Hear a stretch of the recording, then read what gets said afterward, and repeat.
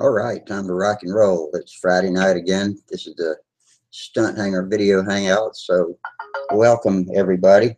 And my phone starts dinging already. Maybe that's it telling me I'm on the air.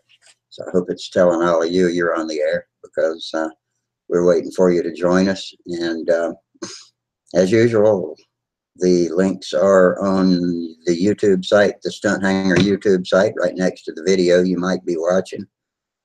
And you may have just received an alert in your either your telephone or your notification bell on your own YouTube site, and of course at stunthangar.com and the At the Bench thread under live streaming videos. I post a link there every time too.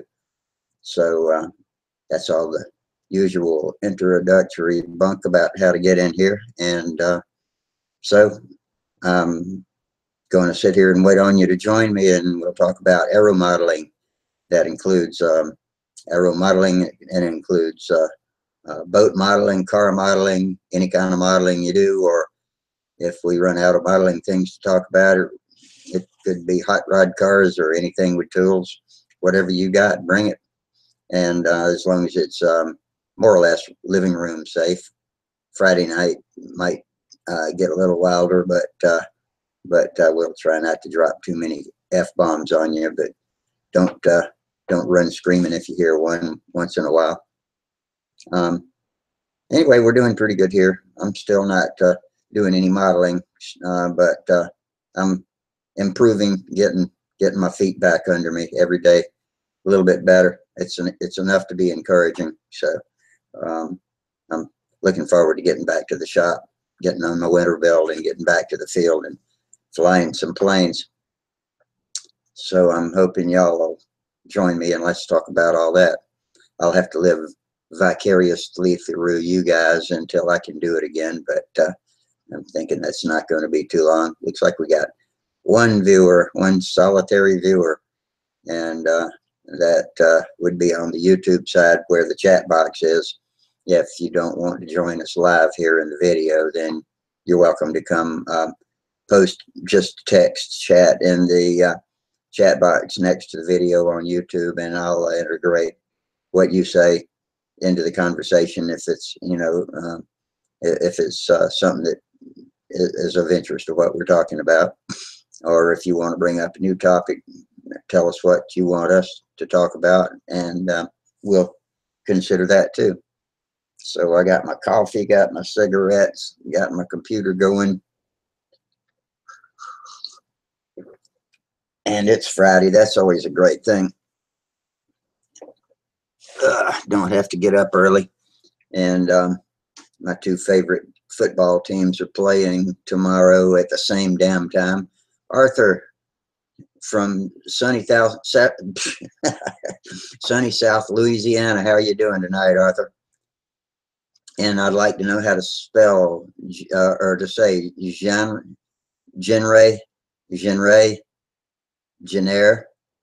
No, that wouldn't be it. I'll go with my second choice, genre.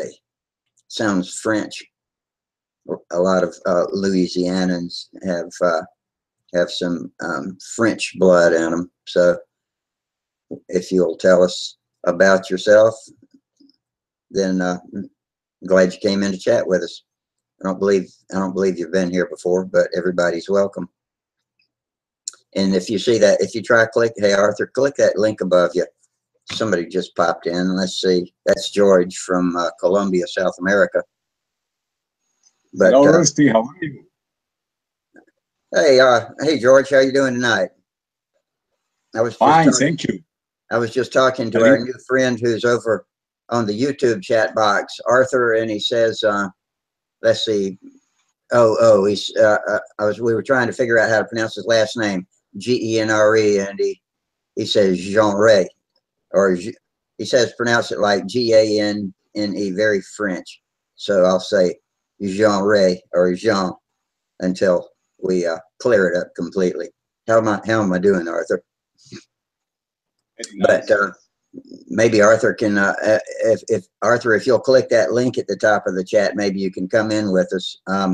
If you're on a phone, you probably need to have your Google Hangout app downloaded and turned on. Other than that, I can't help you much. But if you want to try to get in, we can maybe figure it out. Meanwhile, what you been doing for fun, George? Building and making some parts of the kit of this airplane. Oh yeah, making the stations and sanding everywhere. I'm doing a little. That's gonna be now. That's the fuselage we're looking at right there, right? Yes. You yeah, okay. That looks like that's gonna be one good, strong, stiff fuselage. Yes, this is an airplane like the Telemaster, something like that. Yeah, German design. Mm-hmm. And I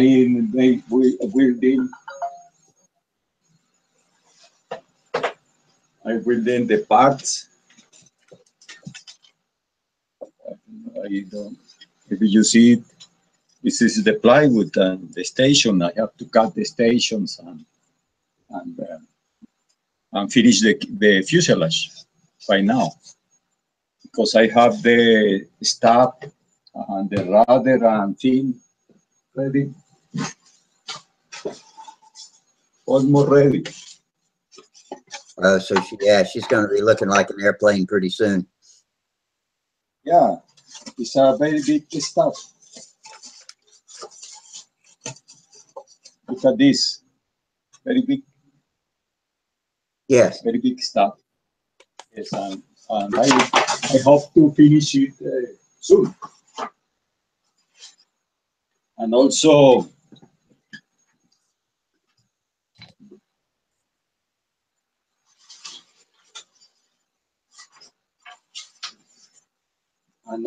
I made the drawings of the which is the name of this airplane. I forget the name of this airplane. It's a profile also.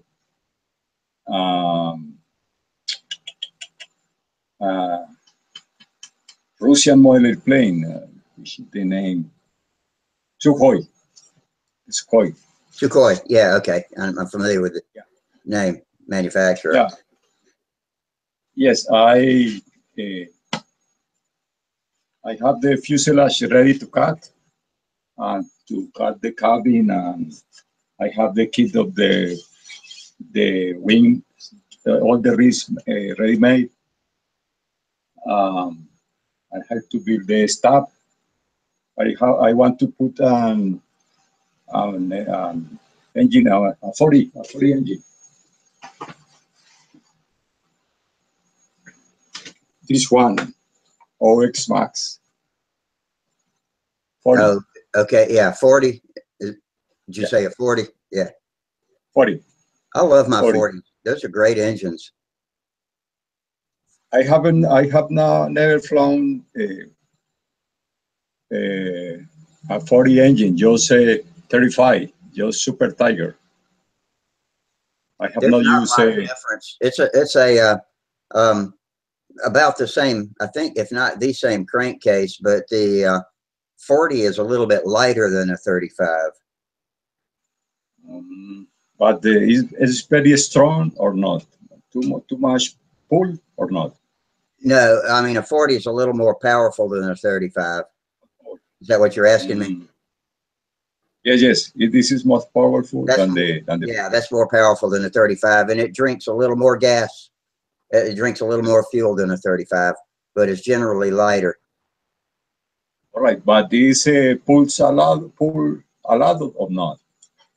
Too much pull? It shouldn't make that much difference between the two different engines. Pull is more a factor of the trim and your engine and rudder offset and your yaw, your outward yaw. And so if you can adjust your lead out position. So between those three things, if the plane's pulling too hard, you can work with those three things and reduce the pull or increase the pull. moving the outlines backward. Yeah, if you move, well, now I've got my adjustable lead outs usually move both lines at the same time, but if you move them to the rear, then it yaws out and gives you more pull when you're flying around level. But when you get up top doing overheads straight up, you might find it gets a little bit too weak up there. So it's a compromise getting in between. And you also, you know, you have your engine offset that can be adjusted maybe between 0 and 2 degrees to yaw it out a little bit. And these days, people aren't using the rudder much for yaw like we used to. Back in the older days, we used to kick that rudder way out to give the plane some yaw out, but it turns out that it creates a lot of drag and doesn't increase performance much, and that you're better off with either a slight bit of out thrust on the rudder or none at all. Oh yeah, I didn't know that. I will make these mechanisms to adjust the lines. And some of that's in, you know, we were talking about bench trimming the other night before you ever fly the plane. And a lot of that yaw out can be adjusted by hanging it from the lead outs and putting a bubble level on a flat side of the fuselage and making sure it just tips slightly nose down by 1 or 2 degrees, but no more. And so you know you've got that much yaw out while it's in the air. And then if you need to adjust from there, that's where you find your starting point. Oh yes, I did it in this plane in my Falcon. I named my plane the Falcon. Let me show you. Oh, Arthur's asking how am I feeling. Arthur, much better. I'm still can't walk without assistance, except for I did free walk for about 10 or 15 feet a couple of times yesterday. So I'm getting my left leg back. That's a good thing. It's my hip. And so I'm really encouraged. I'm not bumming out as much as I was Monday night, man. I wasn't on my game at all. But yeah, I'm getting better, and I'm happy about that. So thanks for asking. Look, this Rusty. Yeah. Yeah, Let me click on you.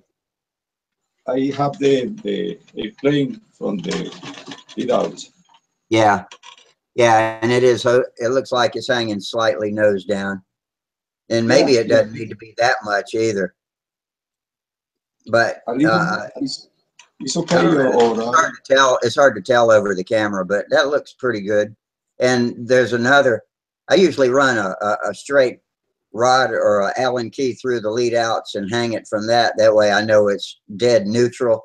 And when I'm doing this measurement while it's hanging, you can do another measurement and walk backwards and hang it from something, so you can walk backwards and look at it, look at the lead edge of the wing and see if it's hanging vertically rolled out or rolled in, and you can adjust the weight of the wheels to make it hang level that way too, because that combined with tip weight will give you a little wing high or wing low attitude that needs adjusting. And if you are just using tip weight alone and can't seem to get it to fly right, that might be your other adjustment that you need to check, is hanging it and looking at the lead edge of the wing as it hangs. But you either got to get somebody to hold it for you or hang it where you can step back and look at straight on at the lead edge and just see if it's vertical straight down from the lead outs to the ground. And that's called vertical CG, vertical center of gravity. People give the centers of gravity all these names, but I remember what they do more than I can remember the right names for it. But yeah, but those are some of the things that you can bench trim to get it flying as well as possible on the maiden voyage the first time you put it in the air, and at least be able to fly it safely. Because I know some planes have been just hard to control the first time I flew them, and I didn't know anything about trimming all of those things. And so I've learned a lot about bench trimming before I ever fly. And that beats wrecking your plane the first time you ever fly it. Is that a master air screw prop? Yes, sir. This is a master air screw. A 10, 10.6. 10.6, yeah. Yes. This engine runs very well. This is the Super Tiger with 2 degrees outside. To the Yeah, right. I usually put 2 degrees. I've had people say that's too much, but it's worked okay for me, and I know the plane will come back to me if it gets loose with that much offset. So until I learn otherwise, 2 degrees is what I go with too. Hey, Wally. I like 2 degrees. Oh, Charles joined too. Wally and Charles. Yeah, we came at the same time, Charles. Charles, did you come in through Stunthangar or YouTube? Stunthangar. I did too. I couldn't get in through YouTube. I tried it like 3 or 4 times. This is how I always do it. I usually come in through Stunthangar. Usually I've been coming in lately through YouTube, and it's been doing pretty good. But tonight it didn't want to work for me, so I just came on in over on the Stunthangar side. Right. We got a new friend on YouTube tonight. At least I don't think he's been in here before. Another Louisiana boy. We're picking up a lot of new Louisiana friends. Maybe Alan Parrott spreading the word down there, but it's Arthur Jean-Ray. Arthur, I'm having a hard time. Arthur Jean-Ray is watching us from Louisiana, southern U.S. That's as far south in the U.S. as you can get. Cool. You know you're a real Southerner when you're from Louisiana. All right, here comes Steve. Hey, Here comes Steve. All right, the usual band of pirates is here. Yeah, I shouldn't steal Terry's pirate's name. I don't know where I had that roll off my tongue from.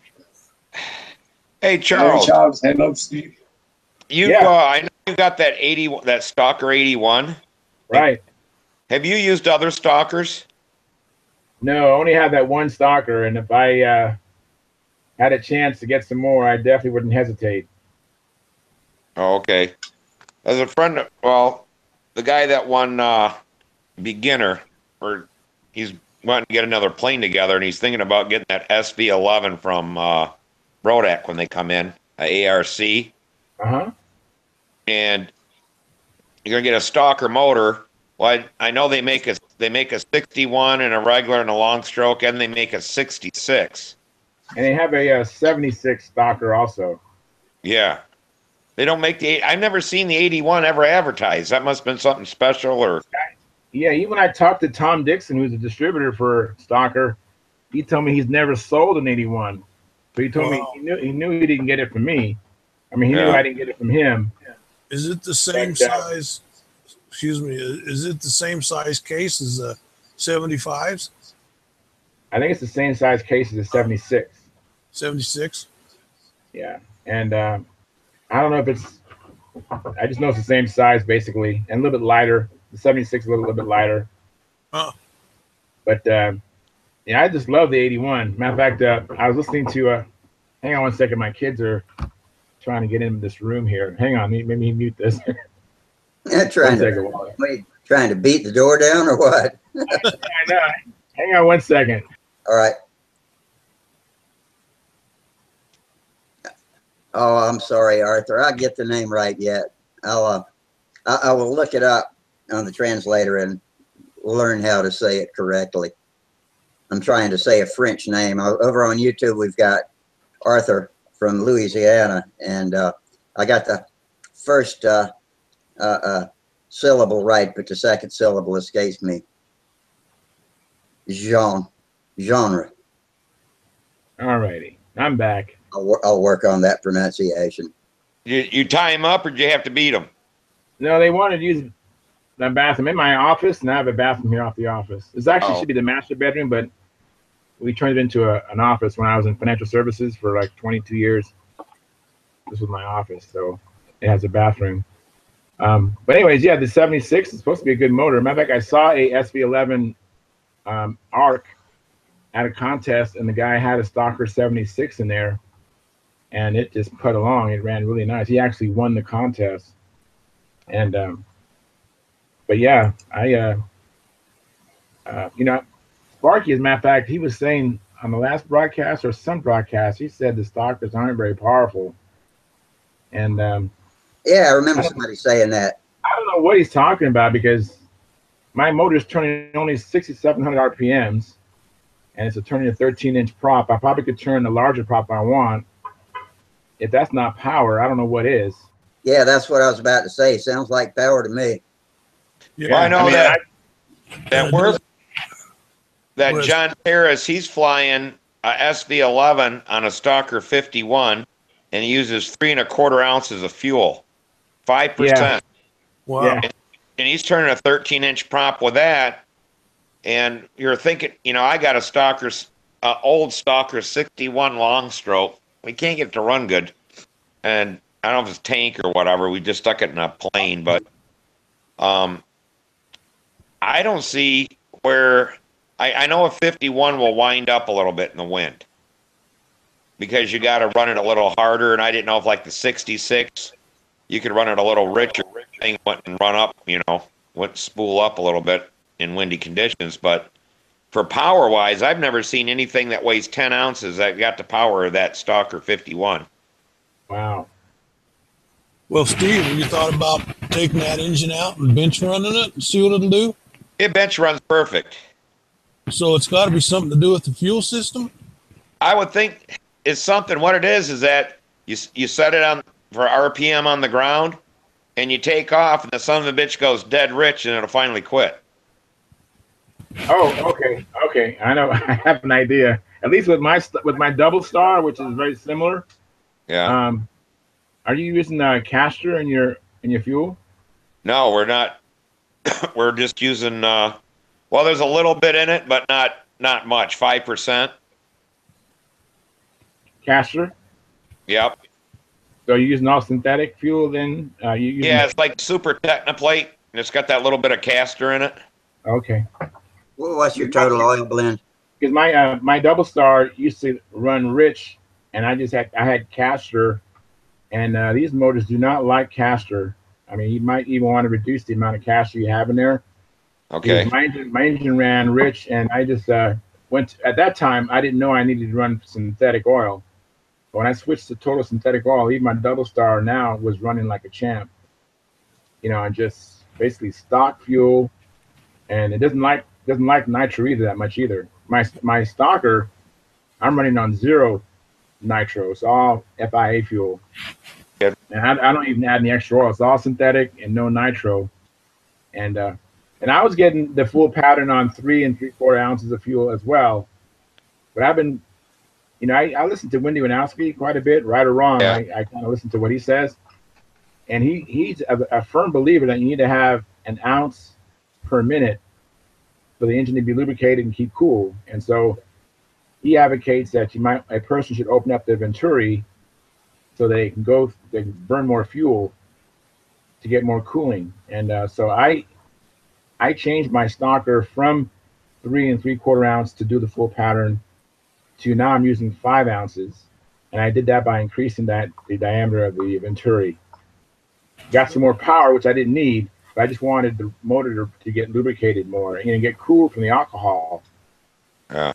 Because he was saying that the motors don't get cool so much from the oil, but it's from the alcohol. So on your Stalker, you're running 6,700 RPMs, but it's got the capability of running like up to 9,000. I imagine if you wanted to. I don't know what it'd run. I've been putting such high pitch on. I'm loading the motor down with all this pitch. I'm using the pitch to get my speed, because my Stalker, if I was to even turn a needle in, it doesn't really even go that much faster. It just seems to be. It doesn't want to run very fast, but it has all the torque and power that I think a person could ever want. So I just get my speed by my pitch. Well, Yeah, you found that happy medium between your engine run and your propeller. That's what you want. Yeah, that's what I was about to say. If you found it, Yeah. leave it alone. Yeah. Yeah. And don't let people try to talk you out of it. Yeah. Everybody's got, what they say about opinions. Yeah, I was just wondering if there's, if that engine will run, higher RPM or, whatever. But I was just curious because, it's a powerhouse when it's running that low RPM. Oh yeah, yeah. Well, It's Go ahead, Steve. That's what I did with that Rojet 76. That was one of John DeTavio's motors. Oh And wow. it had a big ass Venturi in it. That was what Windy all set up. And I couldn't find a prop big enough to load the damn motor. So I ended up getting another Venturi and choking it down some. And then it was still too powerful. And then Jeff Trexler come up with that Boley copy. It's a 13-inch. No, wait a minute. I think it's a 12.5 6.5 3-blade. Okay. That damn thing runs so good now that run it on 5% nitro, and it probably could go down to 0. I'd get maybe. Are you running a pipe, Steve, or a muffler? A muffler. Yeah, well, it's a header muffler, they call it. Right. Yeah. And whenever Randy gets more of his them Kaz mufflers, and I'm gonna get one of them because that'll fit on there. He makes it for his K76. It's the same exhaust port. All of them, the older Rojets, the PAs, and that Kaz all take the same muffler. Yeah, it's the same header. Yeah, same header. Yeah, that motor I showed last time, it's supposed to be a PA75 clone. That K77. Right. Yep. And Clone. you can't believe that new carbon muffler Kaz has for them. They're sold out already though. But thing pays nothing, and it's a lot bigger, and it's oval. How much heat can carbon handle? I don't know, but I know that that oven that I made Billy, it had to go up to 425 degrees for, he had to keep it there for so many hours to cure this new epoxy, and then that's supposed to take heat a lot better. Okay, so that's pure. Yeah, like plenty. Even right there at the exhaust port. I'm not sure what the I guess the exhaust port is the hottest part of the whole thing. Yeah. Well, I know that they were having problems, and they got this new resin, and I end up making the oven, and then Chris Rudd found a controller because I was having a hard time controlling the heat. And this thing is all programmable, and you could program it in to where it did an hour at 100, and then it did an hour at 200. Then I think it jumped to 325 or something like that. It was something different for an hour. And then the fourth hour at 425, whatever that was, around 400 degrees. Maybe it was 450. That's pretty freaking hot. Yeah. Yeah. And then that cures that, but you have to step it. It has to go through that process for curing. Then once it's cured, then it'll take a lot more heat without deteriorating. Once when I lived in Atlanta, when I was going to college, I had a gas oven in my apartment, and I put some tater tots in it on a Friday afternoon and turned it up to 450 degrees, and then forgot about them and drove to Columbia for the weekend. And Sunday evening when I got back, it was hot as hell in the apartment, and I walked into the kitchen and realized the oven was on and opened it up, and I had turned, it looked like a pile of cigarette ashes on that tray where the tater tots had been. They completely carbonized them.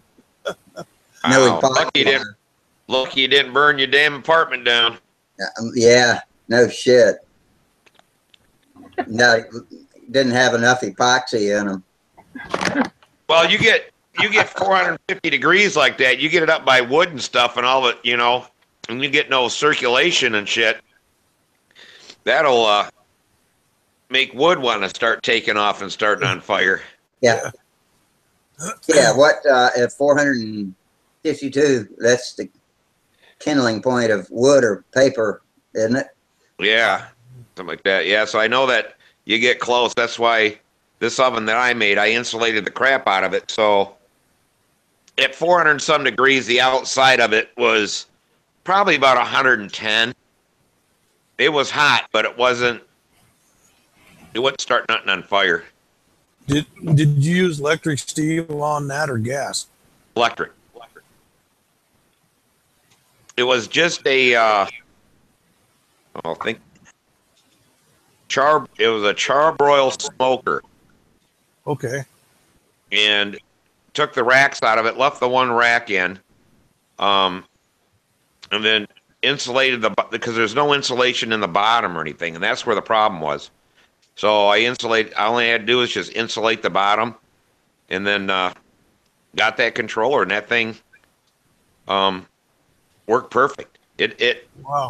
worked really good.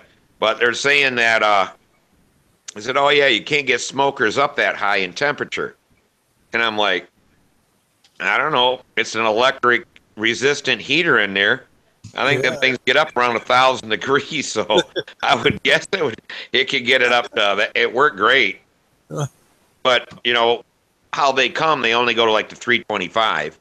But I don't know how long that little heater will last.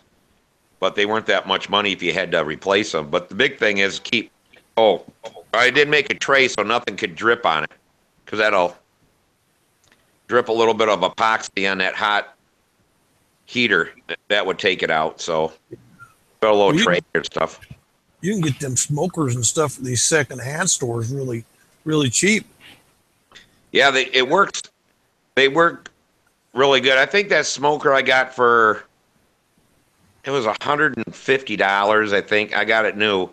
The controller, what was a little bit more money. That was like 200 and some bucks to hold that kind of. But I could hold a degree, a half a degree up or down for an hour. Wow. No problem with that. But it has the it's time over something. I can't remember the deals on these things on computer language, how they modulate or whatever. And once I got the right numbers in there and stuff, that thing would just hold perfect. But it always overshoot by 10 degrees on the lower one, and then come back in. Then the other ones, it wouldn't never go above like 2 or 3 degrees, and it would hold that 1 degree. So yeah, Billy was pretty impressed with how it worked. That's cool. Bob McDonald's seen it. He says, "Holy shit, does that thing work better than what we used to use light bulbs and stuff like that in there to cure that, you know, for an oven." I saw a Wendy's oven, and that's what he uses, light bulbs. Yeah, this thing here, you could use it in an industrial kind of setting to hold the temperature. But they wanted it real close with this new resin, so it worked. But now nobody's making any pipes, but maybe one day. What you got going, George? Excuse me? Yeah. What you got going on over there? Which one? What you got going on there, George? I'm fine here. I'm fine. What you building? Now I'm finishing this big leaf. This is a radio control big leaf. Holy German design. Wow. Almost like the Telemaster. Yeah, that's that's going to be a big airplane. Yes, looks like the Telemaster. You can have like an 80-inch wing on there. Yeah, this is the stuff. Look at this. big stuff. Wow, that's a big staff. Oh, it is. Yeah. Also, I'm drawing the stations in the plywood to cut Oh, the them. bulk. For your servos, huh? Yes, I'm building from plans. And also,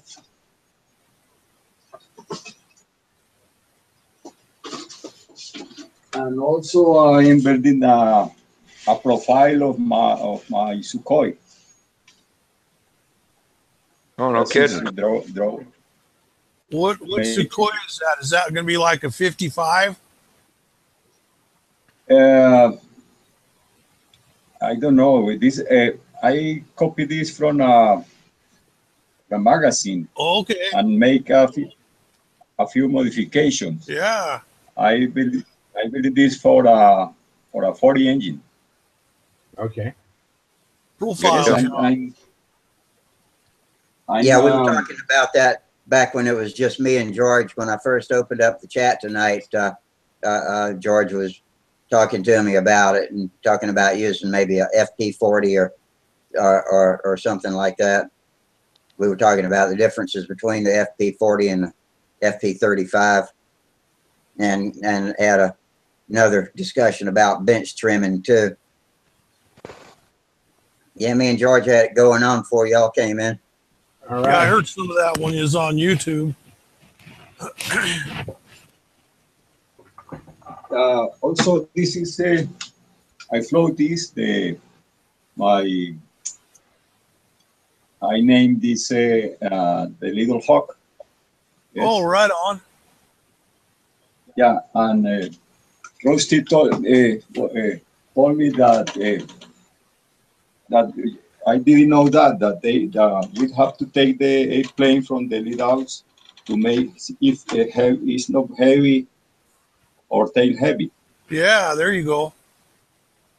Yes, and you can see how is it now. And Looks good. the fly is beautiful. Yeah, it looks good. Yes, last time I thought that the nose was too long, but at least I don't have to put any in the tail, nothing. Yeah, it's about 5%. That's good. Yes, and it, Well, great. I like it. Yeah, sweet. I just relearning again because There we go. Right. I like that muffler. because this is a pit muffler. Yeah, I never seen Yes, the muffler. on Stunt shit. It looks good. Pitts muffler. Yeah, show them the muffler, George. This is a Tomb pit muffler. Yeah, okay. Yeah. An old one because I haven't the muffler for this engine, and I try to fix this to this size, not to break the fuselage down here. I use to the right, no, not to the left, because if I use it to the left, I had to make a big hole over here. Oh yeah. Use something like that, but the problem is when you land, sometimes the mud comes into these holes. Oh yeah, because we have not a very good strip to fly, and sometimes when we land, the airplane nose over, and last time this engine doesn't start, and was trying and trying and trying. Why does this engine do not start? And when I look at this, right, was full of mud. Oh yeah. Yeah. The old potato in the exhaust pipe trick. Yes, it's possible to start. Yeah, George, you want like to George, you want to put the nose down on the plane and have the tail up, and then when you let go, the tail should fall down. So you want to adjust your landing gear so that you put the nose of the plane on your table or floor with the tail up, and when you let go, the tail should fall down. And so then that'll stop your plane from doing what it's doing. This. The muffler's in the way. Yeah, see, the tail should fall down. Yeah, look at this. The tail. When the tail rise, look at the muffler. Needs to be on the flat table though. Needs to be on the flat table, and then if you let go, the tail should fall down. My twister will stand on its nose. The tail should fall down. Tail should fall down gently. Yeah, see, you need to move your landing gear forward. Or Yeah, you need your land. That's why it's nosing over when you land. The landing gear needs to be moved. Either tilt it, or angle it forward, or move it forward until the tail falls down. And then when you land, it won't do that again. Yeah, all right, I would. usually if you're flying in grass, about an inch forward from the leading edge is pretty close. Yeah, you said it different for grass and pavement. Yeah. Right. Yeah, I didn't have time to adjust my landing gear on my Strega at the last contest. My landings on the asphalt weren't as good as they could have been. But yeah, that's part of your problem right there, George. Just the landing gear is not in the right spot. Even if the plan says where it should be, but because of your CG and the weight of the nose of the plane with the engine, you need to adjust your landing gear accordingly. So the tail should just gently start to fall down. And that's kind of where your starting point would be. Yeah, you want to watch Rusty on his landings. He's got them landings on his airplanes down really good. Finally, I used to it was kind of a sudden thing. I just finally conquered it because I was always making the worst landings ever and just terrible bouncy landings. But one day it just clicked and I've been freezing them ever since. Which plane is this? Hey, Jorge, you can kind of stand over top of the airplane and look straight down, and the wheel should be just in front of the leading edge. That's how I look at mine too. Yeah. The axles should be. Yeah, your axles. Maybe 1 inch or 2 inch. Yeah, or probably 1 inch only. I wouldn't go a lot. It looks like they're in front of it looks like right there that they're in front. I wouldn't go any further forward than that. Not much. In front of the leading Not edge. that much. No. Yeah, that's easier to see that way. But that's why he's getting Buddy's muffler there, is because it's always coming in and going nose down. Do the wheels roll easy? Yes, very easy. The other thing you can do is, if you're landing in grass, you need a bigger wheel. Okay. That would help too. Yeah. Yeah, we're flying off of grass. We're usually using 2.5 inch. This is, let me see, 1.5 inches. Those look like twos. It looks like about 3 centimeters. Yeah, they're 1.5. So yeah, we're using 2.5. So I don't know what that works up in centimeters. That's about. Centimeters. What is 2 inches? What 50? 2.5 2 is inches about 50. 5. 2.5 is about 5 centimeters. 5 centimeters. Oh yeah, okay. 50 millimeter wheels. Yeah, okay. That's what we're using off of grass, just because we had so many problems with the smaller wheels. They work really good on pavement and stuff, but they always dig it and stop and your nose over. All right. I will put bigger ones. Yep. 2 inches is okay. 2 inches. About 50 millimeter. I think it'd be okay if you just canted that landing gear forward a little bit. It looks like it's pretty much straight down. Yeah, 5 centimeters is actually about 2 inches. Ding how. Oh, 50 is 2? Yeah. Hey, Terry. Yeah, so 24 millimeters is about 2.5, a little less maybe. How much? 54? 24. No, 24 can't be. 50 is, if 50 is 2, 24 2 and millimeters. a half. 24 millimeters is almost 2.5 inches. Then, wait a minute. No, that can't be. 1, 2, 3, 4, 5, 6. Okay, 6 centimeters is about 2.5 inches. How about that? Yeah, 6. 60 millimeter. That's, There you go. yeah, I'm sorry. I should have been saying 250, 240. I mean, Well, I got the yardstick right here, and it says 2.5 inches is just barely under 65 millimeters. Almost 65. Yeah, it's about 63. 64 millimeter. So, forgive us Americans. We're retarded. yeah, when it comes to I'm metric. really, You have me running for my other steel rulers. yeah, that's what I got right here, That's my converter. Oh, That's it. I know that right there. just because of spinners, that if I get them from Hobby King for a 2-inch spinner, I got to get a 50 millimeter. That works in close. So I knew it was more than 50, but I didn't know how much more. Yeah, it looks like Steve 50 is really, really close to 2. I mean, real close. Yeah. So yeah, when we get stuff from Hobby King, I know 2-inch. Well, that would mean about 25 millimeters. So you kind of figure it that way.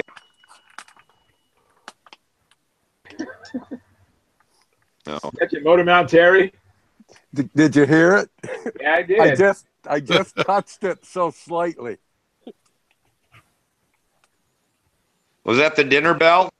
Yeah, it's a dinner bell. That's the 20-point front row bell. Very Okay. good.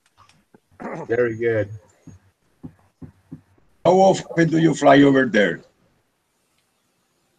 How often? When I'm on my game, I fly about once a week. I'm Once done a for week. the year. It's raining and trying to snow here, which means winter's coming real soon.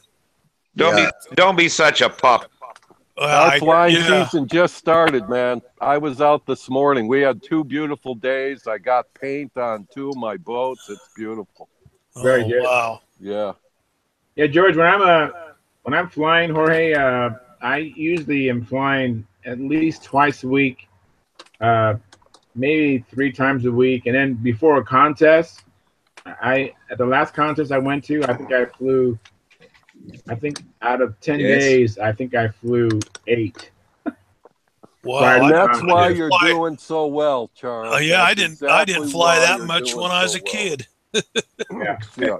Well, but remember, I just put the plane together. I was trying to get it ready for the contest. So, but if I have the times, I work at nights and I take care of my wife, and so I go in the mornings and fly. But I didn't fly this morning. I was working on my plane, so I didn't fly any this week because my place is too crazy on weekends to fly. There's soccer games and baseball games and all kinds of activities. So I usually fly during the week, and I didn't fly at all this week. So this is really an off week for me, but I had a lot of stuff to catch up on because I did fly a lot before. So did you get a Thunder Gazer then? Me? Yeah. Oh yeah, I've had the Thunder Gazer kit for almost 2 years now. Oh, is that a RSM? RSM, yeah. Oh, okay. And then I Have bought. that ready? You're gonna have that ready for the springtime, right, Charles? What? You're gonna have that Thunder Gazer ready for the springtime? I'm gonna try. I really need to do something. I'm gonna start with the stabilizer and elevator first. Even though my garage is a mess, I can find a piece of glass to at least build that on. So I'm gonna probably build the stab and elevator. Get you an air mattress and just bring it right out there in the garage so you don't leave the area, and you'll get a lot more done. That'd be the problem. Order pizza every afternoon. Charles, you could build the fuselage on a piece of shelving board, like one of those Rubbermaid white shelving boards from Home Depot. And then you're going to screw on a couple little 1x2s underneath just to keep it perfectly straight. It elevates it. And we'll build your fuselage on there straighter than arrow. It's a good idea. No problem. And around the motor, around your beautiful Cosmodo motor. Yeah. I definitely want to get that going. Well, it'll go together quick once you get it started. Yeah, I know. Actually, I took the plans down into the garage this week. I'm going to hang them up on the wall for inspiration. And so I'm hoping to turn the corner and get going building. That's what I'm talking about. Yeah, so I'm Yeah, see, I try to make myself go down to the building room every night. I don't give a shit if it's for 5 minutes, good for or you, an hour or 2 hours, whatever it is. That's the rule. Yep. Because if I don't, it's like, oh, what the hell, I got to go to bed in 15 minutes or whatever. If I don't do it, I quit doing it. Yep. Good idea, Steve. Thank you. That's very good. I don't give a shit. If it's 5 minutes a night or whatever, it doesn't matter. At least it keeps you in the mode of doing something. Yeah. Yeah, since I started the Cardinal, I was trying to follow that and just do a little something every day. And it was actually being productive, but I hadn't been out to the shop since Bad Thursday 2 weeks ago. But Holly says we're going to walk out to the shop tomorrow. So since I'm getting a lot more mobile than I was even last time y'all saw me on Monday. Good. I've come a long way since Good. then. Good. That's good news. Because it's hard to believe if you get 10 minutes here, 10 minutes there, and all that kind of stuff. Next thing you know, you got an hour done on the airplane. The plane gets done. It gets finished. Right. Yeah. Right. Once you start seeing things getting done, you're more motivated to stay there an extra 10 minutes or something. Just time kind of goes into another speed when I go out in the shop, and it 5 minutes in the real world is only 1 minute in the shop. So when I tell them I'm going out there for 5 minutes, I come back into the house about an hour later. Yeah, it's all good, man. Well, if I get rid of cable, your brain's better. If I get rid of cable, I could get a lot more done. But Arthur concurs. That works for all kinds of modeling. He's basically a trained guy. That's our buddy over on YouTube tonight. We don't have much. Oh, Ron Hass is over there. I didn't notice when Ron came in. Says he spent the day at Stunt and Fun in Palmetto, going back tomorrow. Really? Where's Palmetto, Ron? South Carolina is known as the Palmetto State. What the hell is a palmetto? It's a tree. It's a pointy plant tree that grows in Florida. Yes, it's a type of palm tree. Yeah. Oh, okay. Palmetto. Oh, okay. Yeah, now I know. Real sharp leaves, pointy. Like, what the hell's a palmetto? Leaves, pointy, yeah. Nasty. You ought to see my legs. I went through some on my mountain bike. You ought to see my legs. What happened to him? Oh, got sliced up like raisins, man. Oh, man. South of Tampa. Yep. I know exactly where it is. What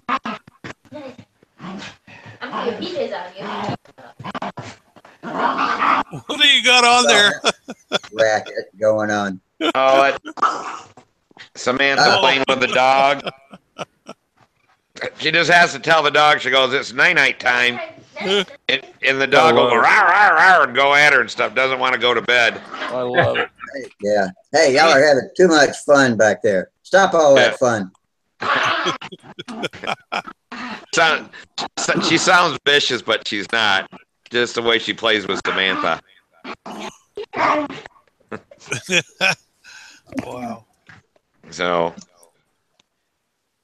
she's always full of it. Ain't no doubt about that. But oh, I got to get down there tonight. Keep working on that hatch.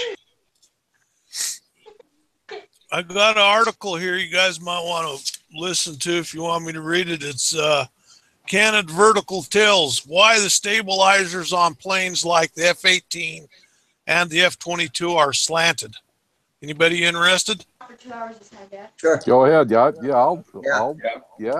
Okay. The tail configuration is usually referred to as canted vertical tails. Since the vertical stabilizers are canted away from being 90 degrees straight up and down, as illustrated in the photo below the F-18 Hornet, this design has become increasingly common on modern aircraft. Now, if I can turn the page. Other well-known examples of this trend includes the F-22 Raptor, the F-117 Nighthawk, stealth fighter, and the F-35 Joint Strike Fighter. The feature traces its roots back to the 1960s when canted tails were incorporated into the SR-71 Blackbird and its predecessors, as shown below. Then it showed the SR-71. Lockheed engineers included these canted tails based on early research into stealth technology. As far back as the 1940s, engineers have realized that perpendicular surfaces like vertical tails generated strong radar returns. By canting the tails away from 90 degrees, the radar cross-section of an aircraft could be considerably reduced. Yeah, we're not talking about, can I interrupt? We're not talking about just simple anhedral, are we? We're talking about a rearward sweep. Oh. No, more like this. I gotcha. Yeah. Okay. Either canted in or canted out. Mm-hmm. Yeah. So anyway, let's see, where was I? Kelly Johnson of Lockheed included canted tails on the SR-71 design since the original CIA requirements called for an aircraft as difficult to detect as possible, given the limited techniques of the day.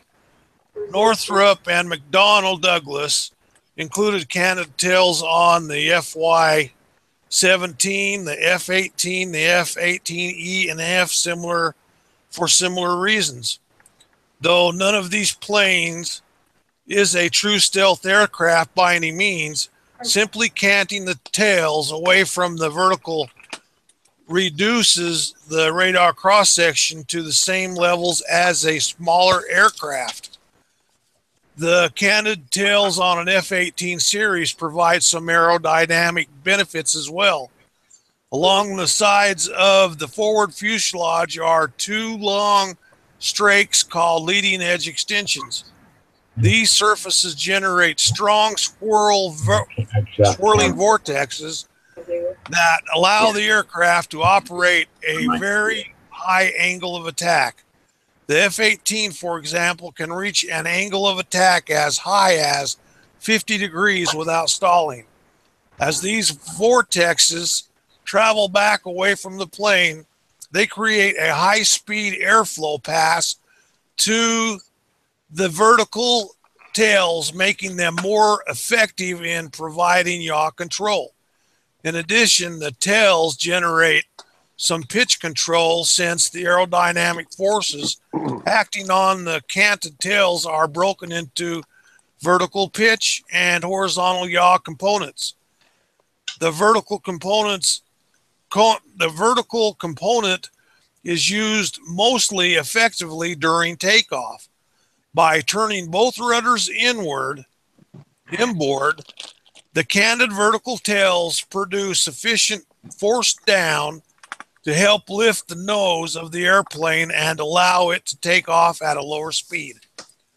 Since canting the vertical tail stabilizers has such an important impact on stealth characteristics, it is not surprising that every stealth aircraft today employs them, with the obvious exception of tailless designs like the B-2 Spirit. So there we have it. Very interesting. Yeah, I knew that, other than I didn't know that it actually helped push the tail down for a takeoff, but it does when you think about it.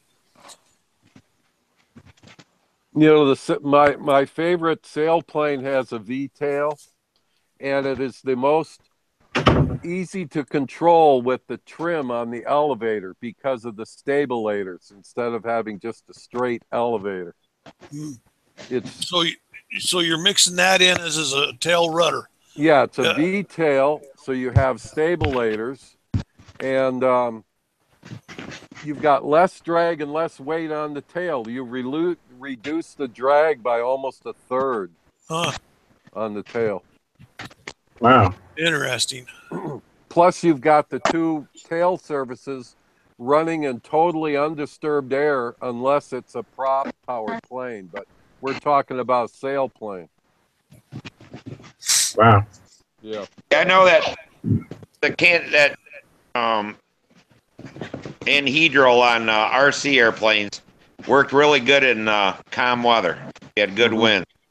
But if you had to do anything with a crosswind, it rolled that airplane. Damn sure better be really good on the sticks to keep that thing flying. But yeah, so there's always a trade-off on that stuff. Oh, there's no question. But Yeah, they got computers flying that airplane with stability control in it, where they don't give a shit if there's a crosswind, downdraft, whatever. The damn thing will fly through it.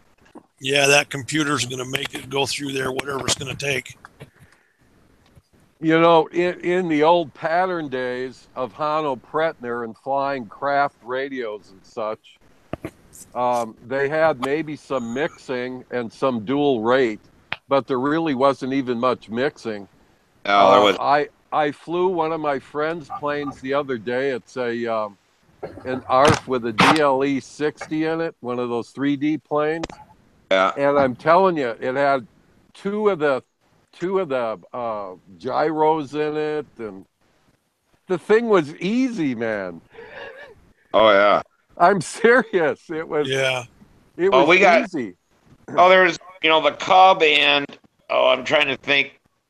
Tower had that one airplane that was a home built type G something, I can't remember. But them things ground loop like crazy. They stick them stabilizers in there, and you can't believe a Cub will take off so nice that it's like perfect. It's like holy shit. Yeah. But yeah, you can really do a lot of crazy stuff with it, and then go the sticks to neutral, then damn gyro will take over and save your airplane. That's right. Yeah, you even watch the real ones. I was watching the real ones on YouTube the other day, and with some wind underneath the wing, those guys can take off in 50 feet and land almost and barely even roll a wheel when they land. Yeah. It's incredible. Yeah. Yep. But if that ever goes out, you hit real hard then. Yeah, no kidding. Well, you got to go back to flying your thumbs like we all learned to do in the first place. Yeah, and you're going back there, Terry, back in the Heath days and the Craft days. I hear you, man. The old Heath kits. Remember the old Heath kits? You make your own radio? Sir. Oh, my gosh. That was the only way I could afford it. Yeah, Heath and Allied Radio, yeah. I think it was the early 80s when I finally got me a Futaba, and it was like $600. Yeah. And it's like, and it was only a 4-channel. It's like, are you kidding me? Now $600 buy you the farm, radio control. well, I was spending that on craft radios. Yeah, it's like we still got our old World Engines Expert 4-channel. Oh yeah. Or no, 6-channel. And the thing about that is that it had servo reversing.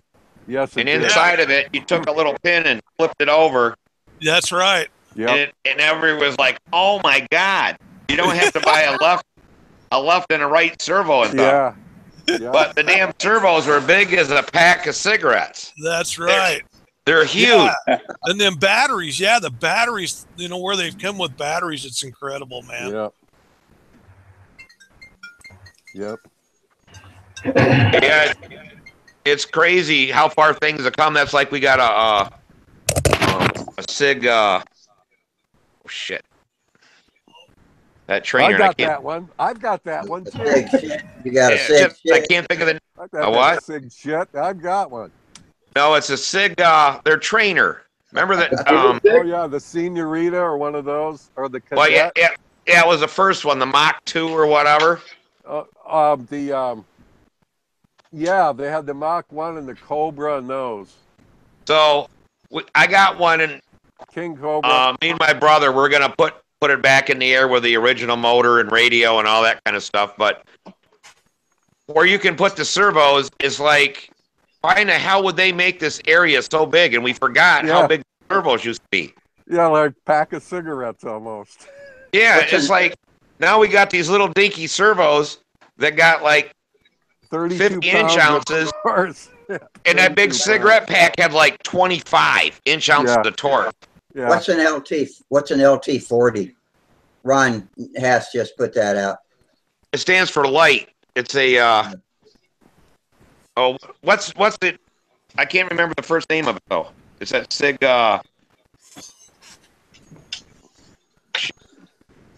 Was it high or low wing? High wing trainer? High wing. Yeah. The Senorita and the other one's got the same name. Yeah. Was it a cadet? Cadet, yeah. Sig Cadet. Yeah. And all the LT is the Sig Cadet Light, stands for Light 40. Yeah, a trainer, Sig trainer. Yep. Yeah. Yeah, the original kits were bandsawed ribs. They were real nice. Real nice. Yeah, I mean, the Light 40, they took all the dihedral out of the wing and stuff like that. Yeah. When we used to build that thing, we had 4 inches. We dropped it down, I think, 1 3/4 dihedral because it was designed to be a 3-channel with a rudder. So yeah, they did a little bit of engineering on it. That LT-40 is a nice flying airplane. Oh, there's no question. Do you or are you familiar with Balsa USA? The I think it's the Sportster or the Super Stick. Yeah, I want to get that new what is it? It's like a hunt that sports, not Sportster. It's shit. Got a picture of it too, and I can't think. But they a smoothie. Oh yeah. They took the smoothie, and at one time, they made that into an RC version. Yep. And then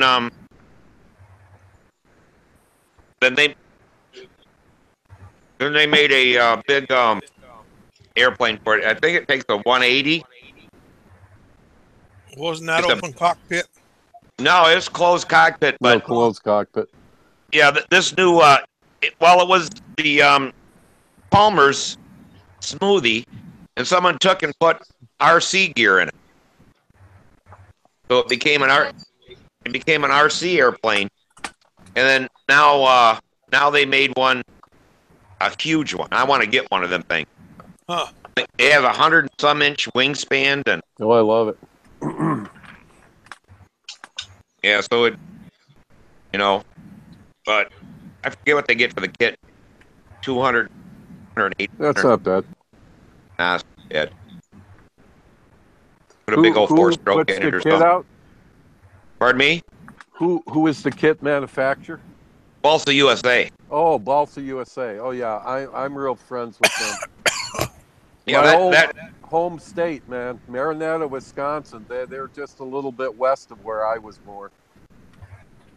The giant smoothie, but it looks just like this, Yeah, I remember when the RC one came out, and everybody said, "Oh, you got to see this plane, the smoothie." I go, "I know what a smoothie is." No, it just came out. I said, "No, it's an old control line plane." Yeah. Only the control line guys knew what a smoothie was. That's right. The RC guys didn't have a clue. Yeah, the Dumas smoothie. Yep. Yeah. Dumas. Yes, sir.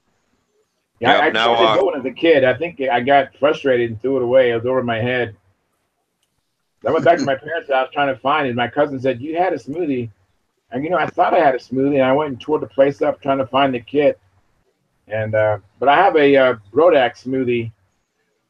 So I'll probably build that one day just so I can conquer that demon. Well, yeah, but you got to realize that them kits are supposed to be over your head. Otherwise, they crash. Yeah, that's it. Yeah. That's it. But yeah, it was always a really good flying airplane.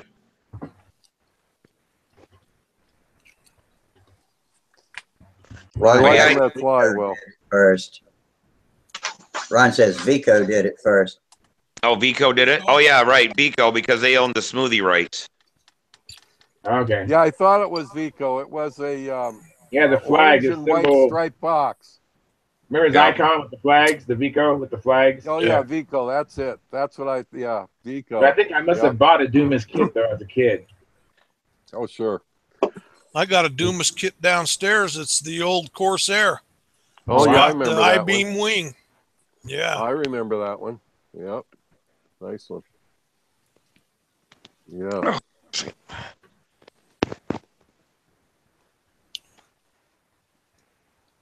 Well, we had some nice dense air today, man. My plane just I flew the old Geetsy Nobler with the 40 in it from Brodak. Oh wow. Nice. And every flight that motor seems to be getting smoother, and I thought I had it pretty well broken in on the little stand, but it just, I'm really impressed with that motor. I'm sorry they don't have any more of them. That's the Brodak 40? Yeah. Yeah, I wish I owned one of those. And for the weight of it, I took it out, and my friend had his new scale over here, and it's so easy with those brass inserts to pop the engine in and out to clean and stuff. And I was playing with the tank shimming and all that stuff. I've got it where it's pretty good. But, I think I'm going to build another one because that was the original green box Geetsy. And the thing that it doesn't have that I really want is the adjustable lead outs. And I think that, and that old kit is built with amboid and stuff. I mean, it's amboid and tight bond glue. Yeah. Wait. And I think I can build lighter. You guys can see this. Samantha won this when she won beginner at the Nats. It's a Red Wing Junior. I have a black screen, Steve. Yeah, I got a black screen. All I got is black on you. Now he's gone. Yeah, I can't see it. Tried to switch it. I rotated the camera. Hey, can you see me now? No. No, I just got black. Oh, shit. I see me just fine. How about now? Anything? No, Not no yet. black. Yeah, everybody else is black for me now. Oh, there people come back. We had a glitch like that the other night. Yep. Yeah, I was going to show you guys this kit. It was made in Ann Arbor, Michigan. It was a Darwin model aircraft company. And it's got a little tin rudder and stuff like that. Ooh. It's pretty cool. Ooh. But I don't know if we should. Is there a date on it? Is it from like the early 60s? It has to be. But it doesn't. I'm not sure when actually it was made. I mean, half the plans are so yellow. Yeah. I'm still going through that book I picked up, The History of the Model Airplane, and I believe that company's mentioned in there, but I've just looked through the book, and I've looked at all the photos, and I've read all the captions. Now I'll go back and read the book. Yeah, I guess I'll talk to Gary Lutz. Okay. When he was a kid, he worked at the company. Oh wow. Yeah. But yeah, I don't know. The kid is so old, but he said that it could have been. He doesn't know 50s or 60s. They made it for a long time, but it's like, do you build it or what do you do? Or just keep it. It might be worth more to a collector on eBay, and you can convert it into more useful builds and hardware for you and Samantha. Yeah. Uh-oh. We got a loud buzzing going on now. Robert Ladd just joined us. Hey, Rob. Hey, Robert. Hey, Robert. Says he's enjoying the chat. Always fun to listen in. And I'm glad y'all let us know who you are when you come visit. I think we get a lot of visitors that don't post anything. I appreciate it when y'all let us know who you are, just so we know. Yeah. Where's he from there, Rusty? I don't know, but he's not he's a fair regular around here. He pops in once in a while to listen. I don't remember if he's ever been on live or not.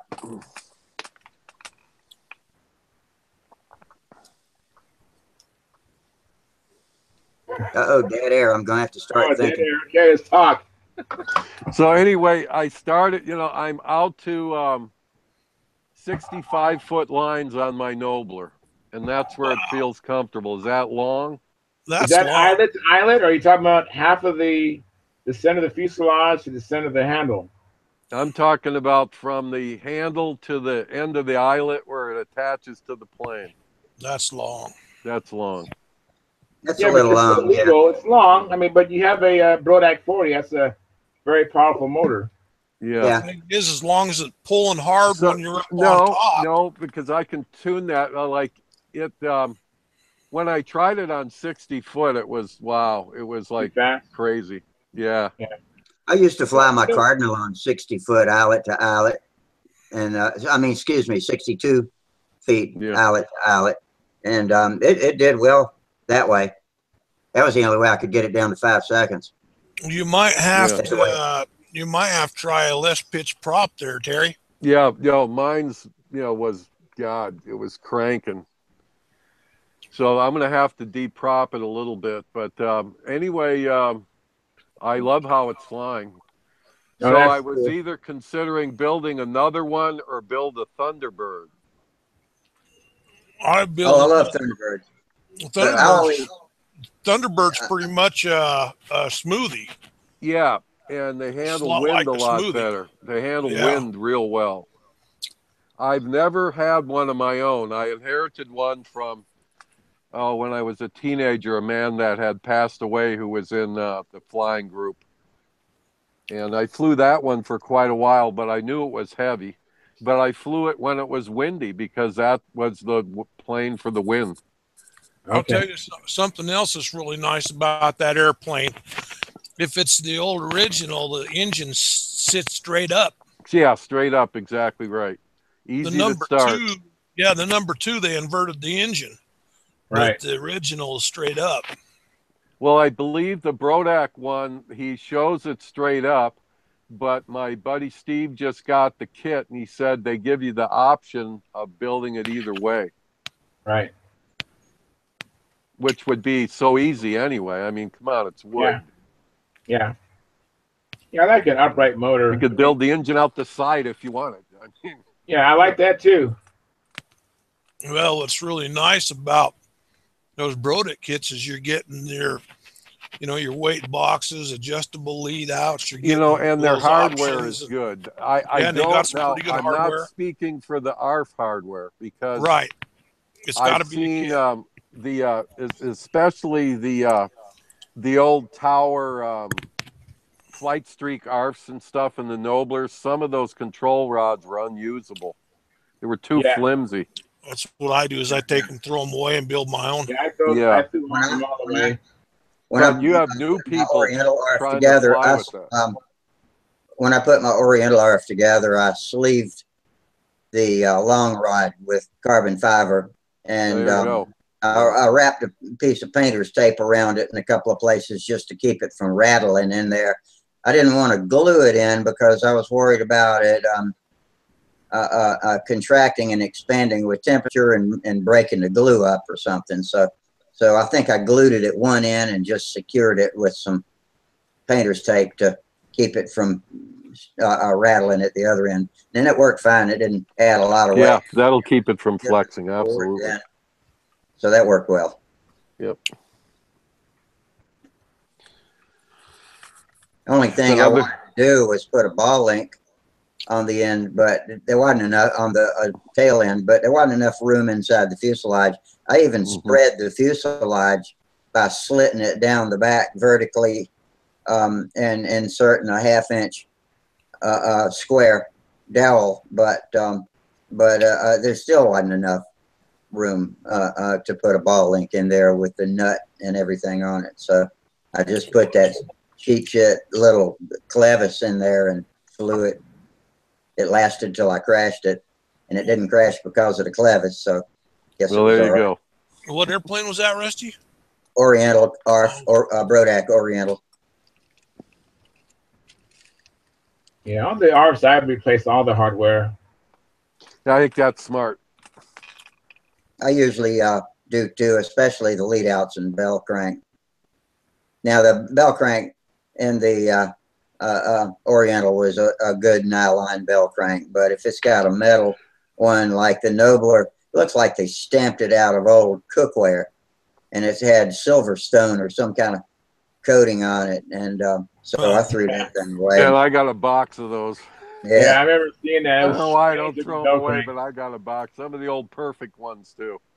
I opened up a Nobler that had a lot of flights on it that had one of those Silverstone cookware bell cranks in it, and that coating, whatever it was all over the inside. It was like a little silver grenade went off inside of the center cavity, and just made a mess out of everything. Wow. Yeah. You know, the Strega ARF that I have, that bell crank and the lead outs look really nice. I actually didn't replace that. I replaced everything else.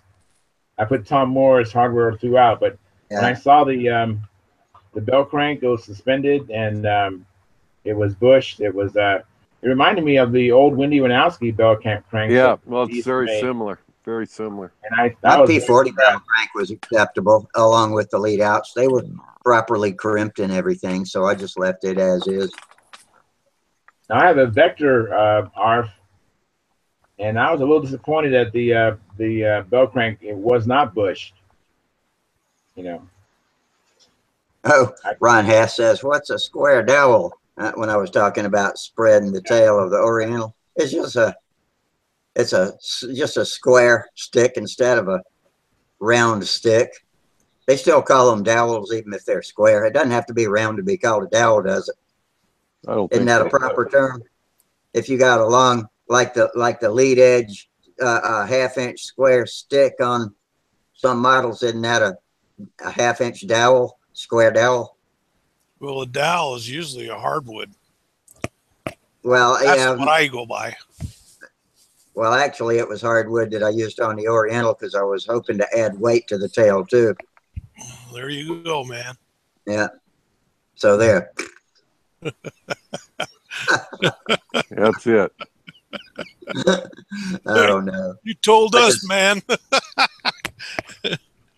No, I looked up the definition because I heard somebody previously calling a square stick a dowel, and I'm like, that's not a dowel. It isn't round. And I looked up the definition of a dowel, and it said it could be square. Yeah, it can be square. Spoken like a true Rhodes Scholar, Rusty. Yep. Yep. Well, some of the old benches and stools, the wood little sticks that you hammer in on the back to hold it together is called a dowel, and it's rectangle or square and tapered. It's a tapered dowel. Doesn't have to be round. All right, well, we solved that mystery. Yes, sir. What are those half pipes you got behind you, Terry? Oh, this here? Yeah. This? I know. A boat stand for, this is the stand for my runabout. It just got a coat of primer, so you'll see it maybe on Monday. No, I'm talking about, it looks like you got some PVC or copper tube that's ripped down the middle. It's to my right of what you just pointed out. Let's see. Let me click on your screen to make it big. Where over here? Because I got fuselages over there. I mean, that's what I'm talking about. Oh, those fuselages. Yeah, is that what those are? Yeah, I can show them all to you. That's the Cardinal. That's the Franken Twister. That's the Shark Force 704. I see. I just couldn't tell on camera what it was. Yeah, my garage is a mess. But it smells like curing primer, which smells good to me. It's Epoxy primer. Those garages always have the most wonderful smells. I love it. Speaking of that, look at all of those receiver connectors up there hanging. Oh, those are my glider wings. Yeah. And I have a canopy of glider wings. Yeah. I have a canopy. My friend figured it out the other day. I have 106 feet of glider wings. Wow. Wow. And the smallest one is 60 inch. That's Wow. my ME 109. And I have a ridge rat slope sower called a ridge rat 60 inch. So yeah, we hot wired some wings the other night, and we did some vacuum bagging this afternoon on the I think it was on the Plane Crazy site. That's the other one. We're not allowed to mention that though, so that's okay. Right. That might be that might have got us dinged. Though I'm not sure, but Sparky and I decided that we just leave that out. Yeah, let's leave it out. I think it's smart. We don't need to. Anyway, Yeah, I've a never lot of done good any stuff. vacuum bagging. Yeah, what we did is we've got I cut the foam cores out of blue foam, right? Right. I used a sanding tool and a metal straight edge to sand in a spar channel. Okay. And then the spar channel was more or less cut out of the root part of the wing, because you build your spar with your brass tube and stuff so you can join your wings. That's all built as an assembly. So that's put into the foam core. Then on the two, I have these two Mylar sheets that are cut to the shape of the wing.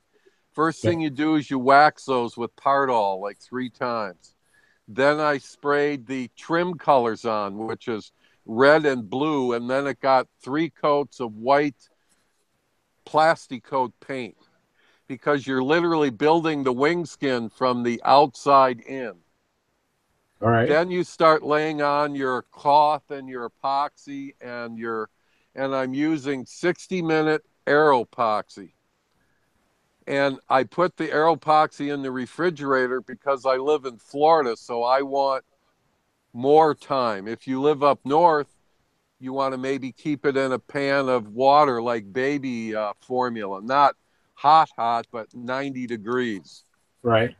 Okay, but I'm 90 degrees here usually, so I refrigerate my stuff. Yeah.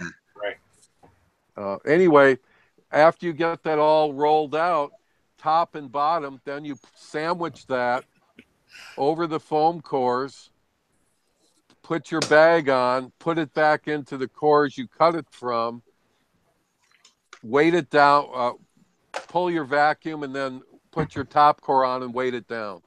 Okay. And we only had the first wing because I was teaching a couple guys. We had to let the vacuum up only once because, Wally, you know, as you do it, you got to pull the wrinkles out. And if you and many times, if you just smooth it with your hands, you won't get wrinkles. If you start tugging on it, then you end up getting more wrinkles because that bagging material is sort of elastic. Not really, it's a little bit elastic. Right. How much vacuum you guys putting on your bags? 32 inches, as much as I can pull, man. Much as that vacuum will pull, huh? Yep, and I use Scott paper towel as bleeder cloth on the leading and trailing edges. Now, once it's done, the wing is done, tomorrow we'll pull the Mylar off, and then we'll cut the flaps and ailerons free. And I have those live hinged with Kevlar just in the top skin. Well, if you don't mind me asking, what kind of price does it take to build that wing, just that half? Oh, I don't know. I really don't know. But the Europeans, Rusty's buddy has a plane that is built out of reverse molds that's one step above this, and those planes are like $3,500. Yeah. I don't know. I mean, I know they're pretty pricey to buy one. yeah, we build them, and we had a chance to pick up. They were destroying this discount food store, and my older son, who's a realtor, he said, "Dad, there's tons of this blue foam in a dumpster over here." So I trucked over there. Yeah. They were almost perfect 4 by 8 foot sheets, 4 inches thick. Man. Get your snorkel and your goggles and your flippers and dive in that Well, dumpster. I didn't have to dive in. It was all sticking out. And then the guys came over to help me and cut it because they wanted it out of there because they have to pay a hazardous removal fee for the foam. Yeah. Very nice. Fees. Yeah, so it worked out. So I stuffed a bunch of it in my attic on top of my insulation. I went back to the site like 3 times. Wow. Listen, I've got a little 911 SC, a 1978. I bought it when I was 30 and single. I got married 4 months after I bought the car, okay? Wow. I went and got my wife's car, and she drives an H2 because she can hold more. I folded the seats down. I packed that thing 3 times with blue foam. Wow. Very nice. Yeah. Now, when you make a vacuum, what kind of vacuum do you use? What kind of bags do you use? Well, I use bagging material that comes in a roll, and you can either buy it as a sleeve. That's how I buy it, as like a tube. Okay. Or you can buy it just as a sheet, and it doesn't matter because you use this material called tacky tape. It's like a gummy gray sticky material, and then you need a couple fittings. And I tried jury rigging old refrigerator compressors and all this stuff. I've got a vacuum pump. And I finally went out and bought a proper vacuum pump for about $300. Wow. And I've done everything from long easy wings to kayaks to catamaran hulls for 20-foot catamarans. I mean, you name it, we built it. I was just about to ask that same question because it occurs to me I've got a vacuum pump that my air conditioning friend buddy gave me when I was working the AC in my car, and it's on a wooden plate. It's a motor with a belt and a pulley and that'll work. Yeah. So I don't know how much it pulls, but I was wondering what kind of bags you use too. You know what you want to do with your pump. You want to use like one of those moisture traps that they use on a paint sprayer, right? But you want to use it sort of in reverse, because no way do you ever want to suck resin into your pump.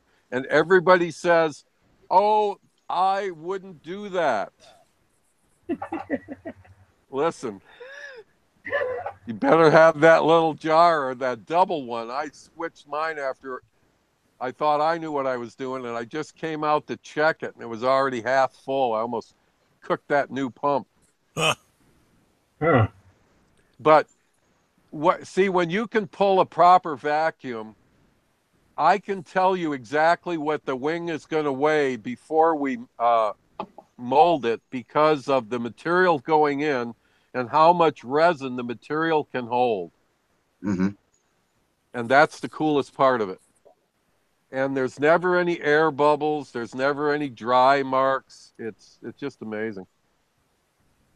So on control lines, are any use or application for bagging? Yeah. Oh, sure, for wings and stuff. And you know, my one friend has been using this little hand pump that he got at Harbor Freight for drawing down vacuum and brake systems. Yeah. He's been using that successfully, molding glider wings. Now his wings are coming out. His wings are coming out a little heavier because he's not able to pull. I think he's only pulling about 18 inches. Okay. I had the Mighty Vac brake thing. Yeah, it's a I hand have a squeeze plastic thing. one and I have a Yeah. metal one. Yeah, he's got both too. In fact, crazy enough, the plastic one seems to work better than the metal one. Sometimes I know it's amazing, but you can't rebuild the plastic ones. No, you can't. You can rebuild the metal ones, but you can't rebuild the plastic ones. But he's pulling about 18 with that. And listen, I laid up hundreds of wings without any vacuum, just using the the cradles that you get the foam core out of, just push it together, Okay. weight Yeah, it down. I need to get me a vacuum pump and a pressure can so I can do my RTV molding and do my resins under pressure. That's where that's where you get the quality. Yeah, see, we're doing a lot of I mess with a lot of fish baits because of course I'm down here because I like to fish. And when we started pulling vacuum on our, like we actually bought one of those, and I don't want to say it because they say that all of a sudden the FBI listens to you, but those devices you can cook meat in real quick. Right. With the clamps on the top. Well, we just put a fitting on that thing and we pull vacuum on it and we put all of our clear bait molds in there, and then you pull the vacuum and you think you got all the air out of that clear resin, Wally, but when you pull a vacuum, you watch it foam up. Yeah. Yeah. I mean, where does it come from? But when you're done with that, now you've got a casting that is so clear. No bubbles. It's unbelievable. No air. Yeah, no air. Yeah, that's where you get your quality. If you're doing your vacuums and then you do your pressure when you're on your mold, man, that makes some good parts. Really good parts. So do you guys know what a trolling bait, a doorknob is called? A doorknob? Do you know what that is? No, I don't know that.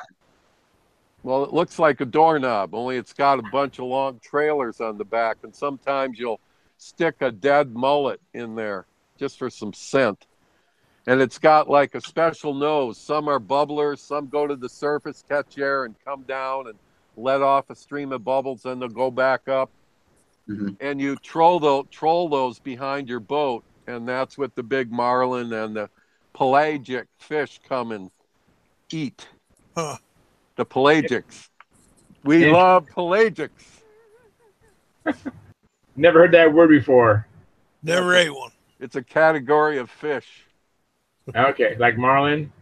Marlin, swordfish, sailfish. Even I think dolphin are considered pelagic fish. All the dolphin, not the bottlenose flipper dolphin, but the edible mahi. The game dolphin. Yeah, they are the fastest growing fish in the ocean. Wow.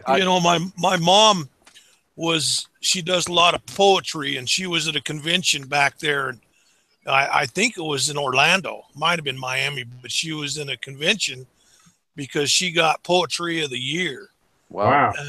And anyway, one night the group of them went over and they ate at a restaurant, and they had dolphin in there. She ate dolphin, and she says, I had the hardest time just psychologically eating dolphin, thinking it was the flipper dolphin instead of the real game fish. Yeah. And I said, well, how was it? She said it was actually really good. That's why they call it Maui, I think. Yeah, that's Get over it. Mahi, that's the Hawaiian term, the Hawaiian language term for it. Yeah. I never had it. Never had dolphin. Oh my God. I like swordfish. Oh, it's great. That's a light. I like halibut. Well, halibut's like some of the best in the world. Yeah. I haven't had halibut in probably a couple of years, but I love halibut. I'm guessing it's a lot like flounder. Flounder would be its smaller cousin. Okay. We're eating the heck out of those little lionfish, except they're not so little. Lionfish? Yeah. Invasive species. They're wiping out our reefs. Huh. we just did a little snorkel the other day on, last Sunday morning. And my son and I, the air was cold, but the ocean is warm. And that's such a neat experience when you go down there and you stick your foot in the water, it's like warm. Wow. The air's chilly. But That's weird. we Yeah, got well, that's almost the Gulf Stream. That's warm water. Yeah, it's Gulf Stream. So we almost filled. In fact, my son's got the pictures on his cell phone. I'll get them. I'll shoot them to you. But we almost had an 8-gallon bucket full of lionfish. Oh. There was over 64 or 65 of them in this bucket. Wow. Yeah. Now, what are they doing to the reef? I mean, are they physically? Well, they eat everything. They're from the Pacific, so there's no natural predator here for them. And they think after Hurricane Andrew, people let them out. They didn't want to see their pets dying, so they just threw them in the intercoastal. So just in that short period of time, they're all up and down the East Coast here. So they're a bottom feeding fish. Yeah, well, they hang out on the reef, and they aren't even afraid of you. And the ones that we were shooting, the body sizes average from tennis ball to the largest, maybe a little larger to maybe a orange size, with the majority of them about a pool cue ball size. And when I had one as an aquarium pet years ago, his body got the size of a golf ball, and I thought he was huge. Okay, because the fins are real huge. Huh. But to get a body that size, I mean, the fins on some of these things, the fins were bigger than a basketball. The fin display, the whole fins and everything. Yeah. So they're so easy to spot, and we just snorkel down. We have these special little spear guns, specially designed for shooting them. And then I have this catch bag that's called the Lion Tamer, and you just stick the fish in, and it takes it off the pole for you automatically. Okay. And then when we get up top, then we use the kitchen shears to cut the spines off. Wow. Are these things good to eat? Oh yeah, they're excellent. You just skin them, head, skin, real easy, real quick. Yeah, and we've been shish kebabbing them. They're excellent. Interesting. They're I just saw an image. Yeah, I just saw an image on the internet. All kinds of stuff sticking out. Yeah. I can't believe how thoughtless people are about putting stuff like that in the ocean. Oh, it's incredible. Well, the freshwater canals, fortunately, they're not up here yet, but just south of us down in Lake Worth, they've got these snakeheads that are in the freshwater canals. A buddy of mine took me down there in his little bass tracker, and he's got this little 12-foot bass tracker.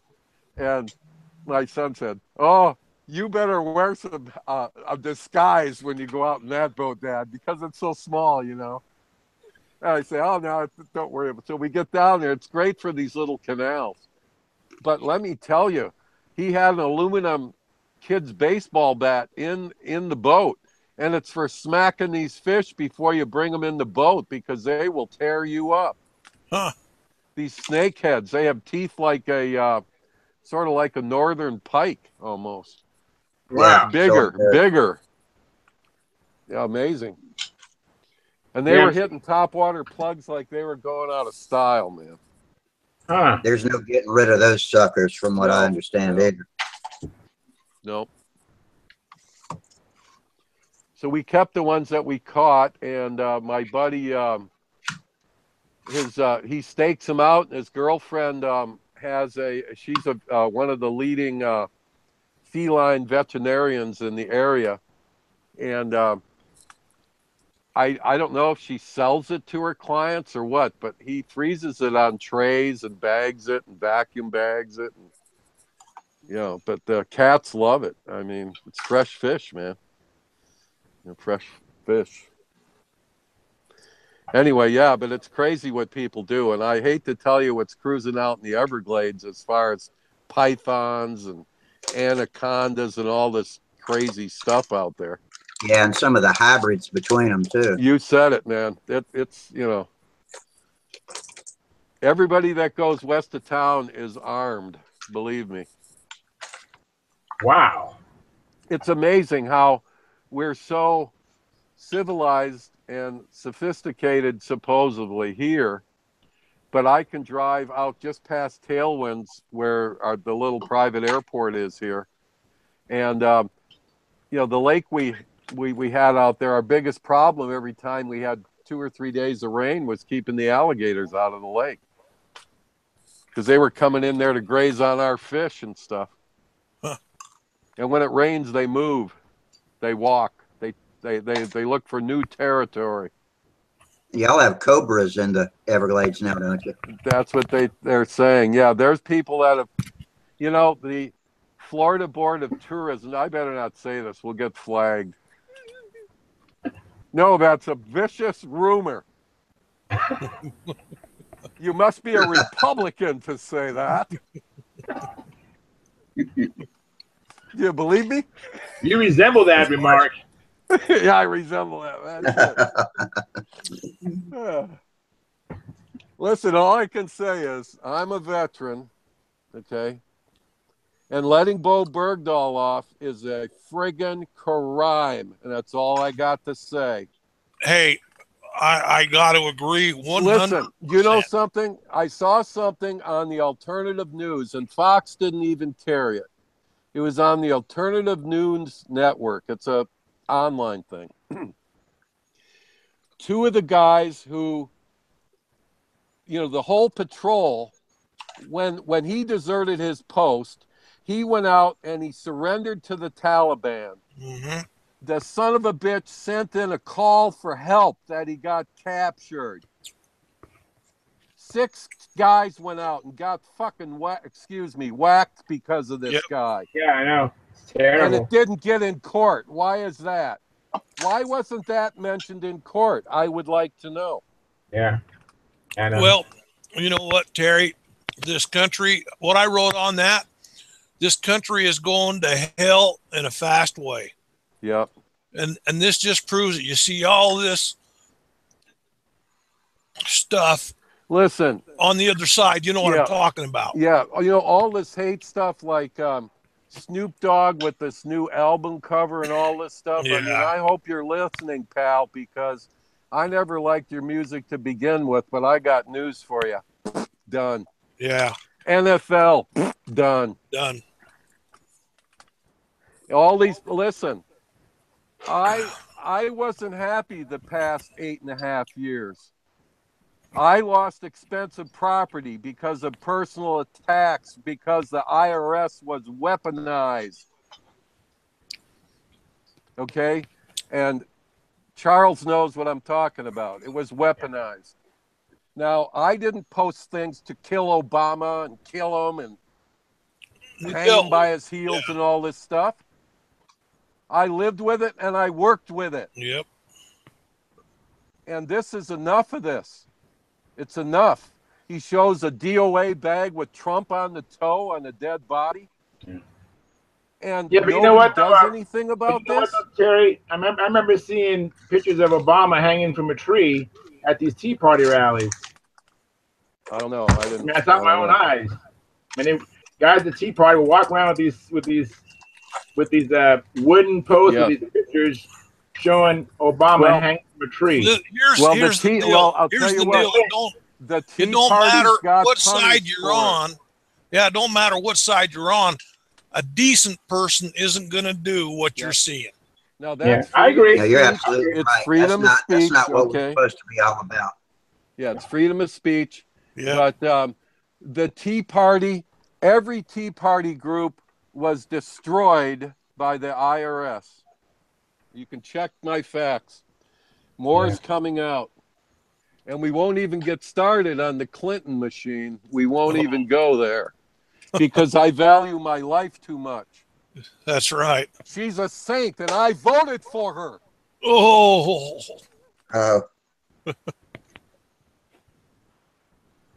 I want to help her break that glass ceiling, darn it. Yes, that's right. He talks about it. So, Wally, what did you think of that plastic biplane, the little float plane, that British one? Isn't that cool? You know what, Terry? I got in there and it wouldn't play for me. I couldn't get in it. Shit. I'll have to resend it. Yeah, I don't know what was going on because that's all the other ones come through and I can see them. I wondered why that nobody has kitted this before, because these biplane single engine float planes the British had sunk a bunch of U-boats. It's dropping depth charges on them. But I liked your idea though, in a big old coffee table. Or put 2 or 3 of them, a 70-second scale in there, flying a pattern, coming over and sinking us. Well, I've been talking to our friend, and I've been just listening, much like myself, I guess my wife says, well, because she heard me talking with my friend, you know who I mean. Yeah. And she said, why you guys get along is because both of you take turns running your mouth for about an hour, and each one of you is patient enough to just listen, and then you run your mouth for about an hour. Yeah, passionate people. Yeah, so whatever. But like I say, you gotta love restaurant. Now, for the restaurant, now the thing is, my wife was saying that he'll have to use Lexan tabletops because you can't insure glass tabletops in a restaurant anymore. Really? No shit. My wife's in insurance, man. She knows. She's head of the commercial lines department at this big insurance group. Yeah. So you think we can get glass tables for these restaurants then? Well, I don't know. She said if you have them, that's one thing, but it's very difficult to get insurance. Okay. On a restaurant, or especially for a coffee table being glass top. I guess more people fall into coffee tables than anything on the planet. It's got to be set up as a display on a counter where, like you're looking at one of those fish aquariums full of of lobsters, something like that. Yeah. That could be that would be doable. Yeah. Well, yeah, when we had a child and he was just starting to walk, we got rid of our glass coffee table. Oh yeah, good, smart thing. And also, I had one of the back when stereos took up a whole wall. I had of course, a stereo cabinet stacked with a whole tower of stereo equipment and floor standing speakers, and there was a glass panel in the front of that tower of stereo equipment. And I had a piece of Lexan cut for that, and took the glass out, put the glass in the attic, and figured I'd put it in when he grew up and didn't live there anymore. Well, it had a suitcase thrown on top of it while it was in the attic, and so it was nothing but shards by that time. But we just gave that cabinet away recently, and it still had that Lexan in it. But I could just imagine him horsing around in here with a bunch of 12 or 13-year-olds and crashing through the front of that and cutting a jugular vein. Oh yeah. You gotta watch out for stuff like that. But for insurance companies to be dictating, oh, that's crazy, what you can have, but I'm not real fond of that. Nope. But I think common sense breeds common sense, rather than having some industry plugging common sense in where it doesn't exist already. So, well, it's the one stupid one takes it away from everybody else. Yeah. Yeah. I gotta go get another hit for the end run here. All right. My coffee cup up, so I'll be back in just a minute. All right. We might have some fun while you're gone. You might what? Might have some fun while you're gone. I just hope nobody that's not fun doesn't drop in while I'm gone, because I can't exactly run back. Okay. I'll be no back. problem. We can handle it. Look, I just got up by myself. All right. Look at that. All right, man. I got my walker here. Ready to Now, fly planes.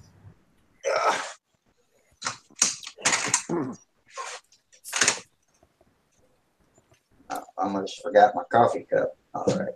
It sucks getting old. Not for the weak, I tell you. You gotta be tough to get old.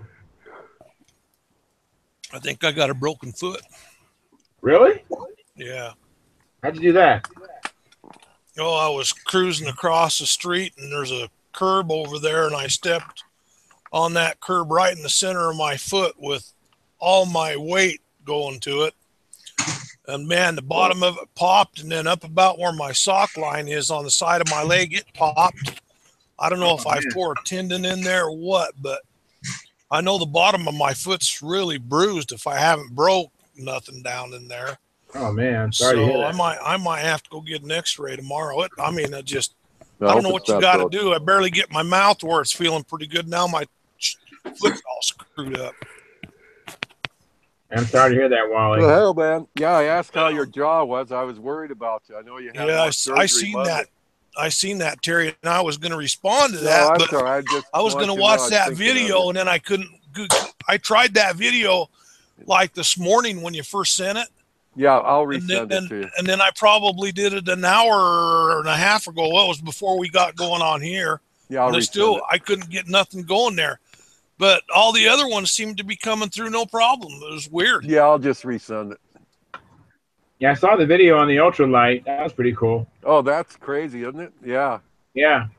Yeah, I've flown a couple of his earlier models, the cub-looking things. I've flown those, and they fly nice. Well, and I'm not just real fond of the electric thing. I think once he puts a gas engine on it is what he was flying it with. I think that'll be pretty cool. I would rather be in one of those gyro copters. Those are dangerous, though. Oh, man. I think that'd be better than that little bike ride thing. Oh, maybe, though. Yeah. Well, if I had the choice, I would do a gyrocopter before that.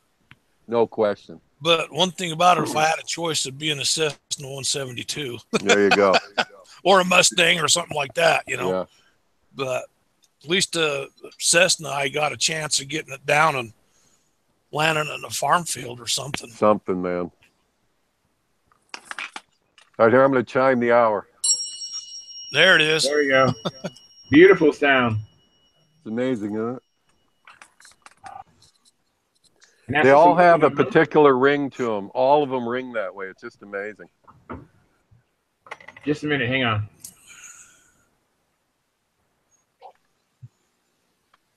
We're all hanging. We're hanging. Yeah, I've got that sub kit, Wally. I've got that. It's huge. Man, that when you tell me that, I was going, "Oh, you got to be kidding me, man!" And I've wow. put together a really cool light kit for it. So I'll have all the lights that are in the sub will be able to be either in that sort of amber color, like the old incandescent light, or they'll go red. Oh wow, that'd be cool. I got a buddy that kicks around. He's a pretty good modeler, and anyway, he was in the sub, a couple of different subs, and when he was in the Navy. And in fact, he just sent me a picture of one a little while ago on my phone. That's why I was smiling a little while ago. He sent me this sub he's working on. He's got one, I can't remember what it is, but it's 200 scale. It's pretty good size sub. Wow. Hey, he says, I've been standing on that thing for the last 3 hours. Hold on for a second. My son just walked in. I got to speak to him. I'll be right back. Okay. Sure. Go ahead. So while your flying is over for now, huh? There's no more flying. It's just the weather's too bad. Yeah, well, actually, I could go if my foot gets feeling good. I've got my batteries are all charged up from my glow plugs and stuff, and I'm actually ready to go. Every airplane I've got is ready to go. Okay. Just like 8 or 9 of them, and I could take my pick if my boy would, take a few minutes to go with me or somebody. That's my deal over here is I'm myself, and I've got my stooge and everything, but I just don't feel good about going by my own self, Yeah, well, you got. Yeah, I know. I don't like it either, but I fly. When I told you I flew 2 or 3 times a week, 2 of those 3 times I fly by myself. I just fly with some guys on Fridays, but any other day throughout the week, it's just myself. But I like it. I can work on trimming the plane, and I will take off, land the plane, make an adjustment, try it, see if I like it, don't like it, change it, or get some more if I like it, and repeatedly over and over again. I like it. And then on Fridays, I try not to do any trimming. So throughout the week, I will just trim my plane and I'll just experiment. And I try to when I can, I try to push it to the envelope, whatever it is. If it's tail weight, for example, I'll just keep adding a little bit of tail weight to get more of a corner until it gets erratic, and I'll just find the edge and then go back. And then when I go flying again this next week, I'm probably going to be. Oh, by the way, even though my stalker is running good and I love it, I just can't leave well enough alone. I know Steve talked about, and I think Rusty too, said just leave it as it is. No, that's not me. I got to keep whittling at it and try to get a little bit more. Always want more, and I'll just find out where the edge is, and if I have to go off the edge, and I'll just come back. Yeah. Well, so anyway, speaking of that, I actually I'm going to run muffler pressure, and so I'm kind of curious to see what happens when I get next time I fly, and then I might start experimenting with the ratios of the elevator to flat. I might just fool around with that and see if I can get more corner. Are you 50-50 now on your ratio? Yeah, they're 1-to-1 right now. They're 1-to-1, yeah. Yeah, you might, like say you could try it and try a little more elevator and see what that does. That might sharpen up your corner too. Just exactly. Or a little more tail weight, a touch of tail weight. And where you've got all this flying time. Exactly.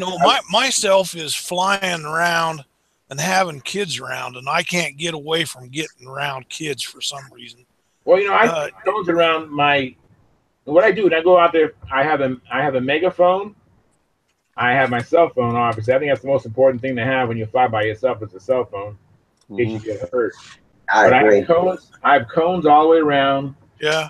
And I have a megaphone but when I fly, I typically fly in the mornings. Everybody's at work and everybody's at school.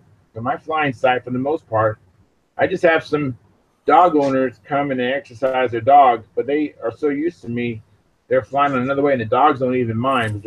I fly there often enough. That's nice. That'd be real nice. But when I'm by myself, I like to experiment. I will try. Sure. I will try things. There's things I still want to try. I haven't had a chance to try yet. That's the thing is you got you know where to go back to. If you do it. Yeah. And it's so much fun when you discover when you get a little bit more performance. It's such a thrill, especially because usually there's a trade-off, but sometimes you can get a gain and then you really can't see anything that you lost. But I love trying to figure out what's going on because, a lot of people will say, oh, they did this and they did that, did the other thing, and they never even did that. They just heard or read an article. Mm-hmm. So I like to just try it myself and find out what it does. Hey, I try everything. Exactly. I love it. And it's hard. Even like I love the word Super Tiger. I just love it. So I put 2 Super Tiger 46s in my Nobler. And then I finally tried the LA, as you remember, we talked about that. And then I fell in love with the LA 46, but I had so much affection towards Super Tiger. It was hard to do that, but I wanted to find out which one was better, And so I do that. And then I wish I had, and of course, if I had everything, I would have an asphalt field as well. Because right now I practice on grass and I compete on asphalt.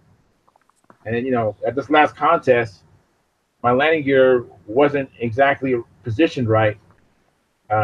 Even like we're talking about grass, George, we're talking about grass, but even on asphalt, the opposite of that is your plane will bounce if your landing gear is not in the right spot. Correct. And my Strega was bouncing, and it took too much effort. I had to really focus. I had to come in fast and hot. Yeah, coming fast. To not bounce. If I came in slow or just a little bit too slow, my Strega bounced. You only get 2 rounds, 2 official flights to get it right. And, so like this was so much effort. So if I had a chance, I'd love to have an asphalt facility to go practice and set my landing gear up and then just take it off and then when I go and then practice with my grass gear, and then be ready for a contest, because I hate giving away points. You know, I could have picked up Yeah, man. even more points if I could have not bounced. You know, I hate leaving cookies on the table. Yeah, well, and Rusty might be able to vouch for this, but when you fly these Magnums, those Magnums have a wing that they just love to float. I mean, they just they're great floaters. And then your tendency is, which mine is, I love watching that float like that. And then by the time you realize you got to get landing, you come down and you get the bounce because you're too slow, but you're too patient. But if you bring that in a little hotter and just grease it in just a few more miles an hour, that thing just slides across that grass just so nice. Mm-hmm. Yeah. Well, but it's you got to know where that medium is to get that I don't know what you'd call it, to slip it in there. Yep. Just right, so you're not bouncing it. Because I do that thing. That thing loves to float. Yeah, that thing does love to float. You're flying it onto the ground. You're not stalling it to the ground. Yeah. Yeah. But a guy, when I was telling Rusty about the P40 that he has, those things land so nice on grass. I mean, Rodak, they put that landing gear in the right position, and I'm convinced that there is a trimming part to landing gear. I mean, it's you got to trim the landing gear by the position. You got to just dial it in. Because landing should be your least of your worries. I mean, you're playing to this grease in.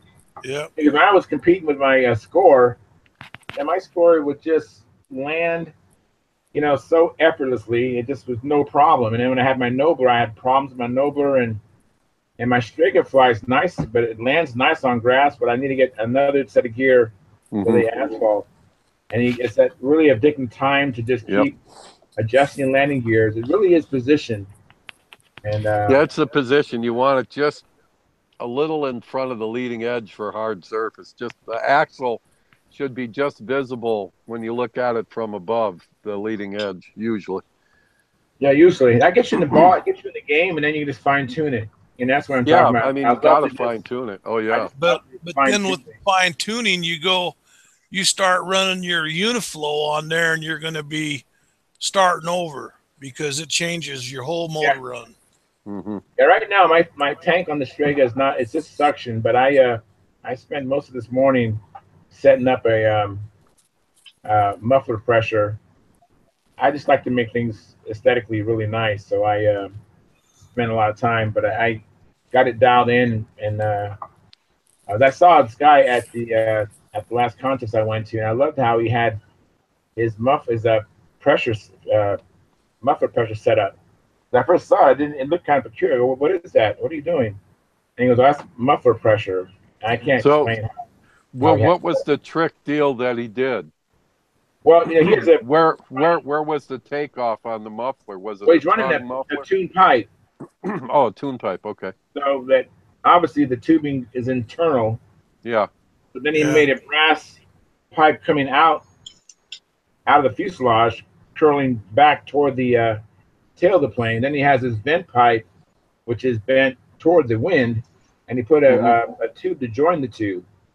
So that so it's kind of like this thing. It was peculiar when I saw it.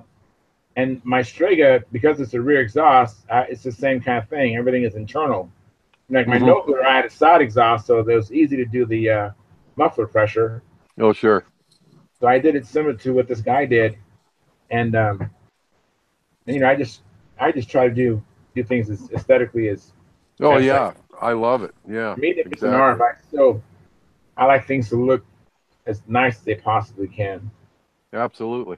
I spend a lot of time on it, but I look forward to seeing what I get, and if it doesn't improve it, I'll just pull it off, or just cap it off, I should say. Yeah. But I'm always fooling around with my planes. I love flying by myself, at least half the time, so I can just do things over and over again and see what I can. Yep. I like it. Yeah, it's fun. It's exhilarating when you discover something and you get something better and you go, oh, that's so much nicer. Yeah, well, what I found with the Uniflow that I like is is it's just consistent, you know. Yeah. You start up, you take off, and you have a motor run that is at that RPM, and it's at that RPM no matter what maneuver you do until the thing goes rah, rah, and then it runs out of gas. Yeah. If y'all watch my most recent P40 flight on YouTube, I make a comment on that at the end of the flight because Wayne's out there flying it and I'm watching the plane. And it flew, I mean, he came out of the clover and did a few laps, you know, a little jinks and jerks looking for hinging and that sort of thing. And then the engine just went blah and cut off, and it didn't give you any warning. Whoa. And that was a great uniflow run on that video. Oh, I wish y'all could hear the twister when it's on song with that FP40, the one that's got the leak recently. Right. And it's the most beautiful 4.2 brake I've ever heard. Look like we got somebody who just joined us. Let's see. Mike Myers. Hey. Oh, hey, Mike. How you doing tonight? Doing good. Actually, Hello, that's a pseudonym. I'm actually Mark McRiley. Oh, okay. The rest of you know me better as Back Check on the Cox forums. How you doing, man? One of my buddies from CEF, right? Yep. How y'all doing tonight? Good. Doing well.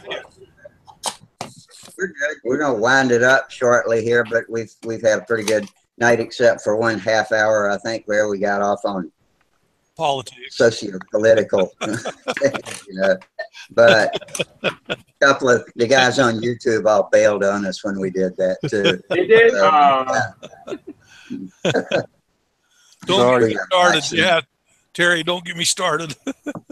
I won't. Well, God. it's not just you and Terry. It's just the way things are these days. It's hard not to sometimes. Well, we got to talk about a little bit of everything while we're here. Yeah, we cover it pretty well some nights. I wouldn't want to have to sit down and watch one of these things from beginning to end, but, you know, skip through it and find the highlights. Well, usually our Friday nights are a little more comical than the Monday nights. So I don't know if we made that tonight. You know, I've been watching that, and sometimes we're a little nuttier on Mondays, and everybody, I wonder if they're just tired on Friday. Yeah, Who knows?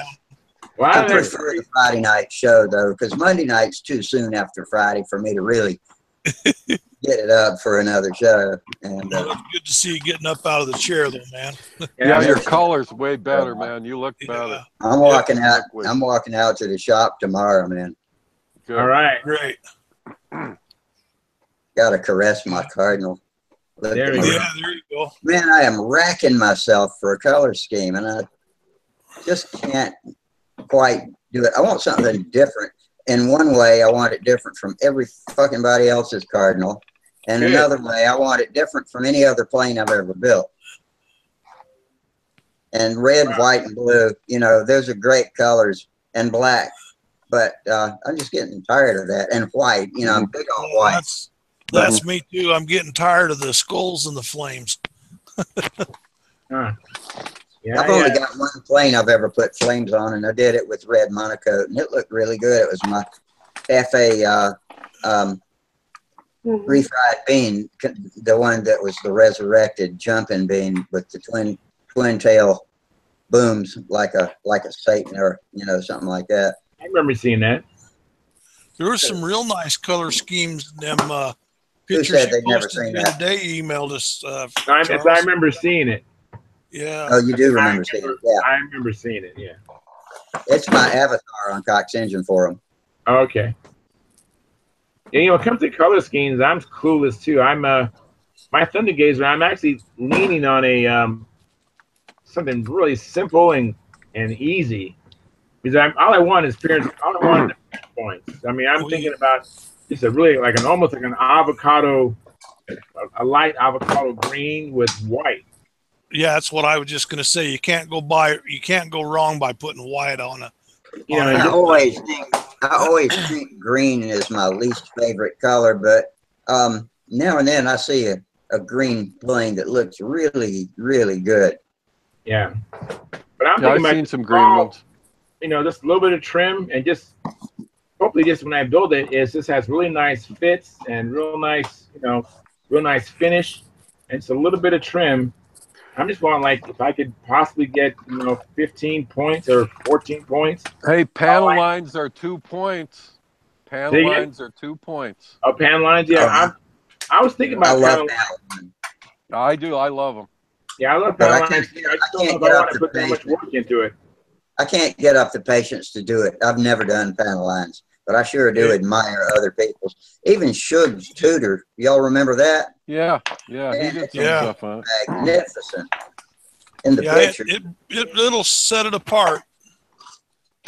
Yeah, I might do that. I don't know. We'll see. I mean, I just want something simple because all I want is just. So you don't have to get real elaborate with them, but you can do some basic ones, and it's worth 2 points. Yeah, maybe I'll just do the ribs, just box the wing and just do the ribs, Keep it simple. Keep it simple. I just had a artistic flash. Ding. I need to write this down. Yeah, write it down. Here, I'll give you the ding. I'm not going to tell you what it is.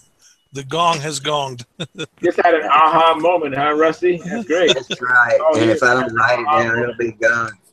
Yeah. That's always why I have notepads around me all the time for those aha moments. Yeah, there's your notepad right there. Got mine. There we go. That's the ticket. Yeah, I need to have one near my bed. That's the only place I don't have one, but I should have one near my bed. You know what, Rog? You know what Howard Hughes said? You don't have a phone? What Howard Hughes said is if everyone would carry around a little notebook in their pocket and something to write with, pen or a pencil, you would have an idea in your lifetime that would make you a millionaire if you do that. Wow. Very Probably, nice. you know what? Probably. I know when I'm flying and I have a flight log, I write in it all the time.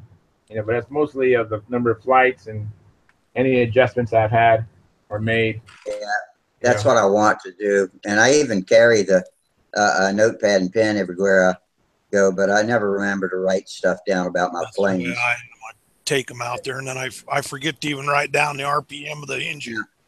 Now, the drywall tabletop that I've got with the glass under it, I write shit all over it. And so I've got those panels that I don't want to throw away now because they got good notes on them. Right. They're uglier than shit. But if I ever had to do a big plaster job, I could bust them up and use them for backing, like in a bathroom wall. Right. Yeah, that's a good excuse to tell my wife because we do have one that needs fixing. Well, the way my mind works is if I write it down, I remember it. So anything that's important to me, I write it down. They say that's true. I've heard that many times, but with myself, I'm not so convinced it works. Well, today with everything being electronic, man, this thing's.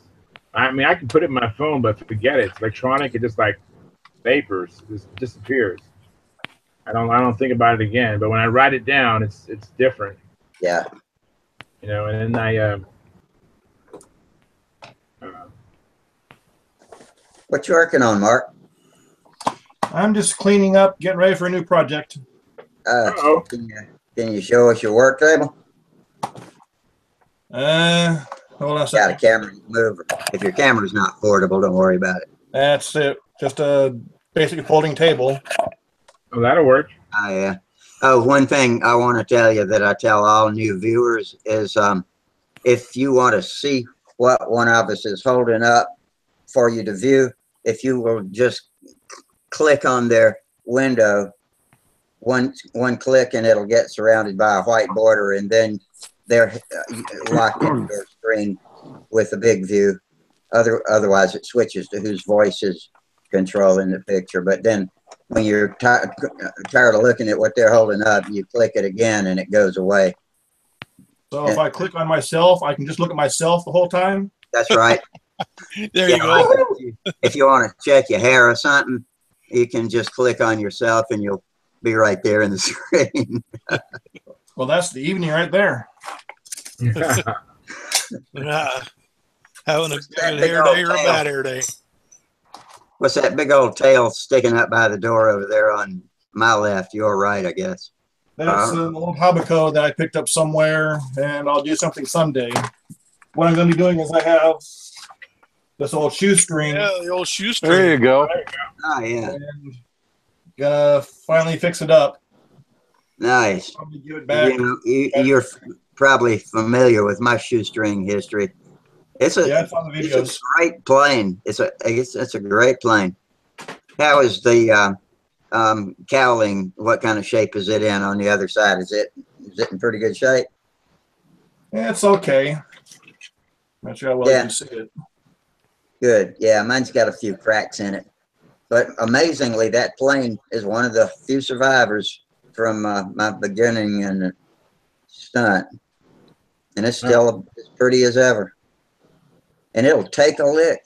I mean, the fact that it survived through me learning beginner proves that plane will take a lick. Yeah. Looks like it almost is in line. Looks like the motor center line and the wing are almost in line, huh?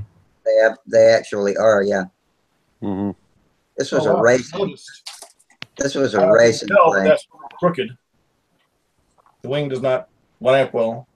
Yep, I remember seeing them racing in Reno at the Formula One races for years when I was a kid. Mark, do you happen to have a buster as well? I had a buster. Did you have a buster? Just the SIG buster, the little 15 size. Okay. They engine quits on them. They land like a rock.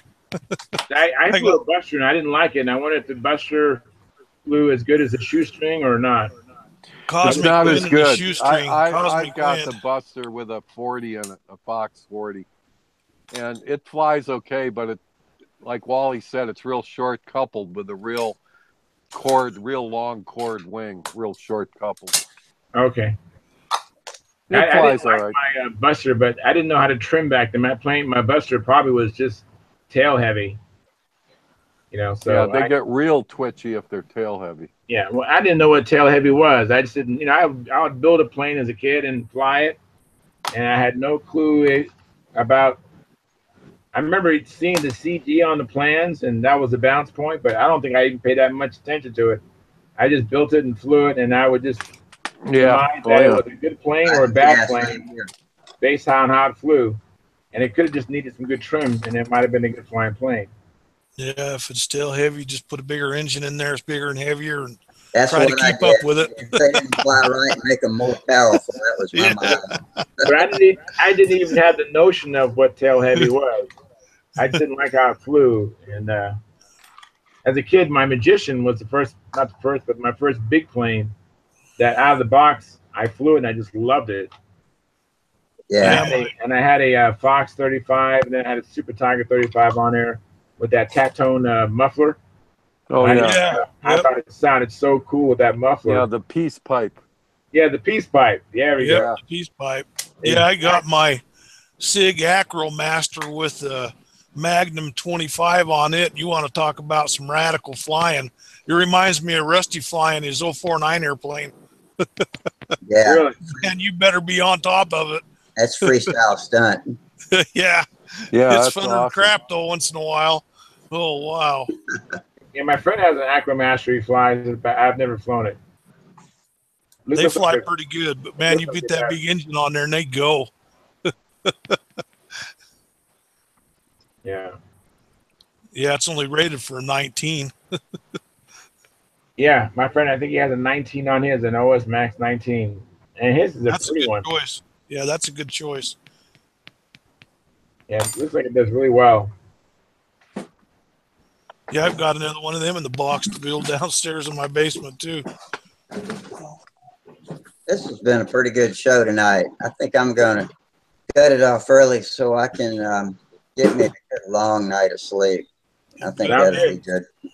But first, let's play this game that I pulled on you about a month ago and tell me, what did you learn tonight? So, Charles, what did you learn tonight? I learned about vacuum bagging a little bit. Yeah, me too, actually. That's what actually was going to be one of my what I learned tonight answers. So George, what did you learn tonight? Yes, a lot of, because we over here in Colombia, people fly control line in different places, but each one has its own rules because we are not united to make share the knowledge. And listening to you, I'm learning a lot of that I will tell to my friends and something like something tips that I didn't know. I learning from you a lot of. Thank you very much. Oh, you're welcome. Yeah. Great to have you. Yeah, thanks a lot Yep. for coming. All right, Absolutely. Terry, what you learned tonight? Oh, I've learned a lot of things about not to talk about anything political on Stunthangar. You know, we that, can't live by that, though. You know that it's not going to ever happen. I learned why my V-tail glider is so nice for elevator control, because Wally explained the V-tail from Kelly Johnson's explanation of the able to take off at slower speeds, rotate the nose. Okay, nice. Terry, what'd you learn Excuse tonight? me one Terry? second. Where'd Terry me? go? Yeah, Oh, I'm here. Yeah, I learned about the I'm V-tail. sorry, Wally. Wally, yeah. oh, what Yeah. did I learn? Sorry, see, I'm already shutting down. I'm already shutting down too. Wake up and tell us what you learned tonight, Wally. Hey, you know what? Center of gravity is, you can't over stress the fact that you need center of gravity as a starting point and In work three off of it directions. In three directions, yeah. in three directions. Yeah. And hanging your airplane up Very like George did earlier with these lead outs and having it little nose heavy is going to tell you that that airplane, when you take off, as long as your wing's straight, should be going around a circle and not chasing you. Right. Yeah. And then a I did megaphone. I got to get me a megaphone. Now, Charles, I watched your videos and I didn't realize you had a megaphone. I've seen all your cones and stuff, but I don't remember seeing your megaphone. On your Yeah, belt But or something? that's a good idea. On the side of the that blue thing that thing I bring out. Now, unfortunately, it's not always right there. But if I do see some activity, I'll go to my truck and pull it out. But it's always in my truck. I always have it. But, you know, where did you even get a hold of one of them things? I don't know where you even look. Got mine offline. I think I paid less than $30 for it. It has 4D batteries in it, and some people say they can't understand every word I say, but even It without a doesn't matter. It'll megaphone, make them look up. It exactly. sounds like a Amazon thing. Yeah, I'm sure Amazon has it. I don't have the manufacturer, but if you, I know it starts with a P, but I don't remember what it's called. But yeah, it's just just safety, Yeah. But usually, I don't need it. But when I see people around the park, I'll have it. And then I have a buddy who's what is he? He's like 85, and he has a habit of wandering. And so sometimes we will have to say, hey, the megaphone, move back. You're off center. We don't want him to crash, smack his plane into a light pole. Oh, Yeah. yeah. So. Okay, look, Mark, I guess I'll exempt you since you're brand new and late into the show. So, Pass, Mark. Well, I learned to log on earlier and get my Google account faster. you seem to have a pretty good connection here. So that's a good start. I keep calling you you're Mike, not Mark. No, it's Mark. You're Mark. No, he's Mark. Yeah. Mark. But it's Your name Mike. is Mike. Okay. I was just making sure. All right. Well, I appreciate all the contributions you make to our fun, and that applies to you YouTubers too. Most who I've already checked off, actually. We've got 0 viewers over there. Just in case you're in a shadow. Thanks for coming anyway. We love you. And we will see you again on Monday night. And between now and then, fair winds, tight lines, and we will see you later. We'll see you. Ending Thank you very broadcast. much. See you guys. 2, 1, boom. Have a good weekend.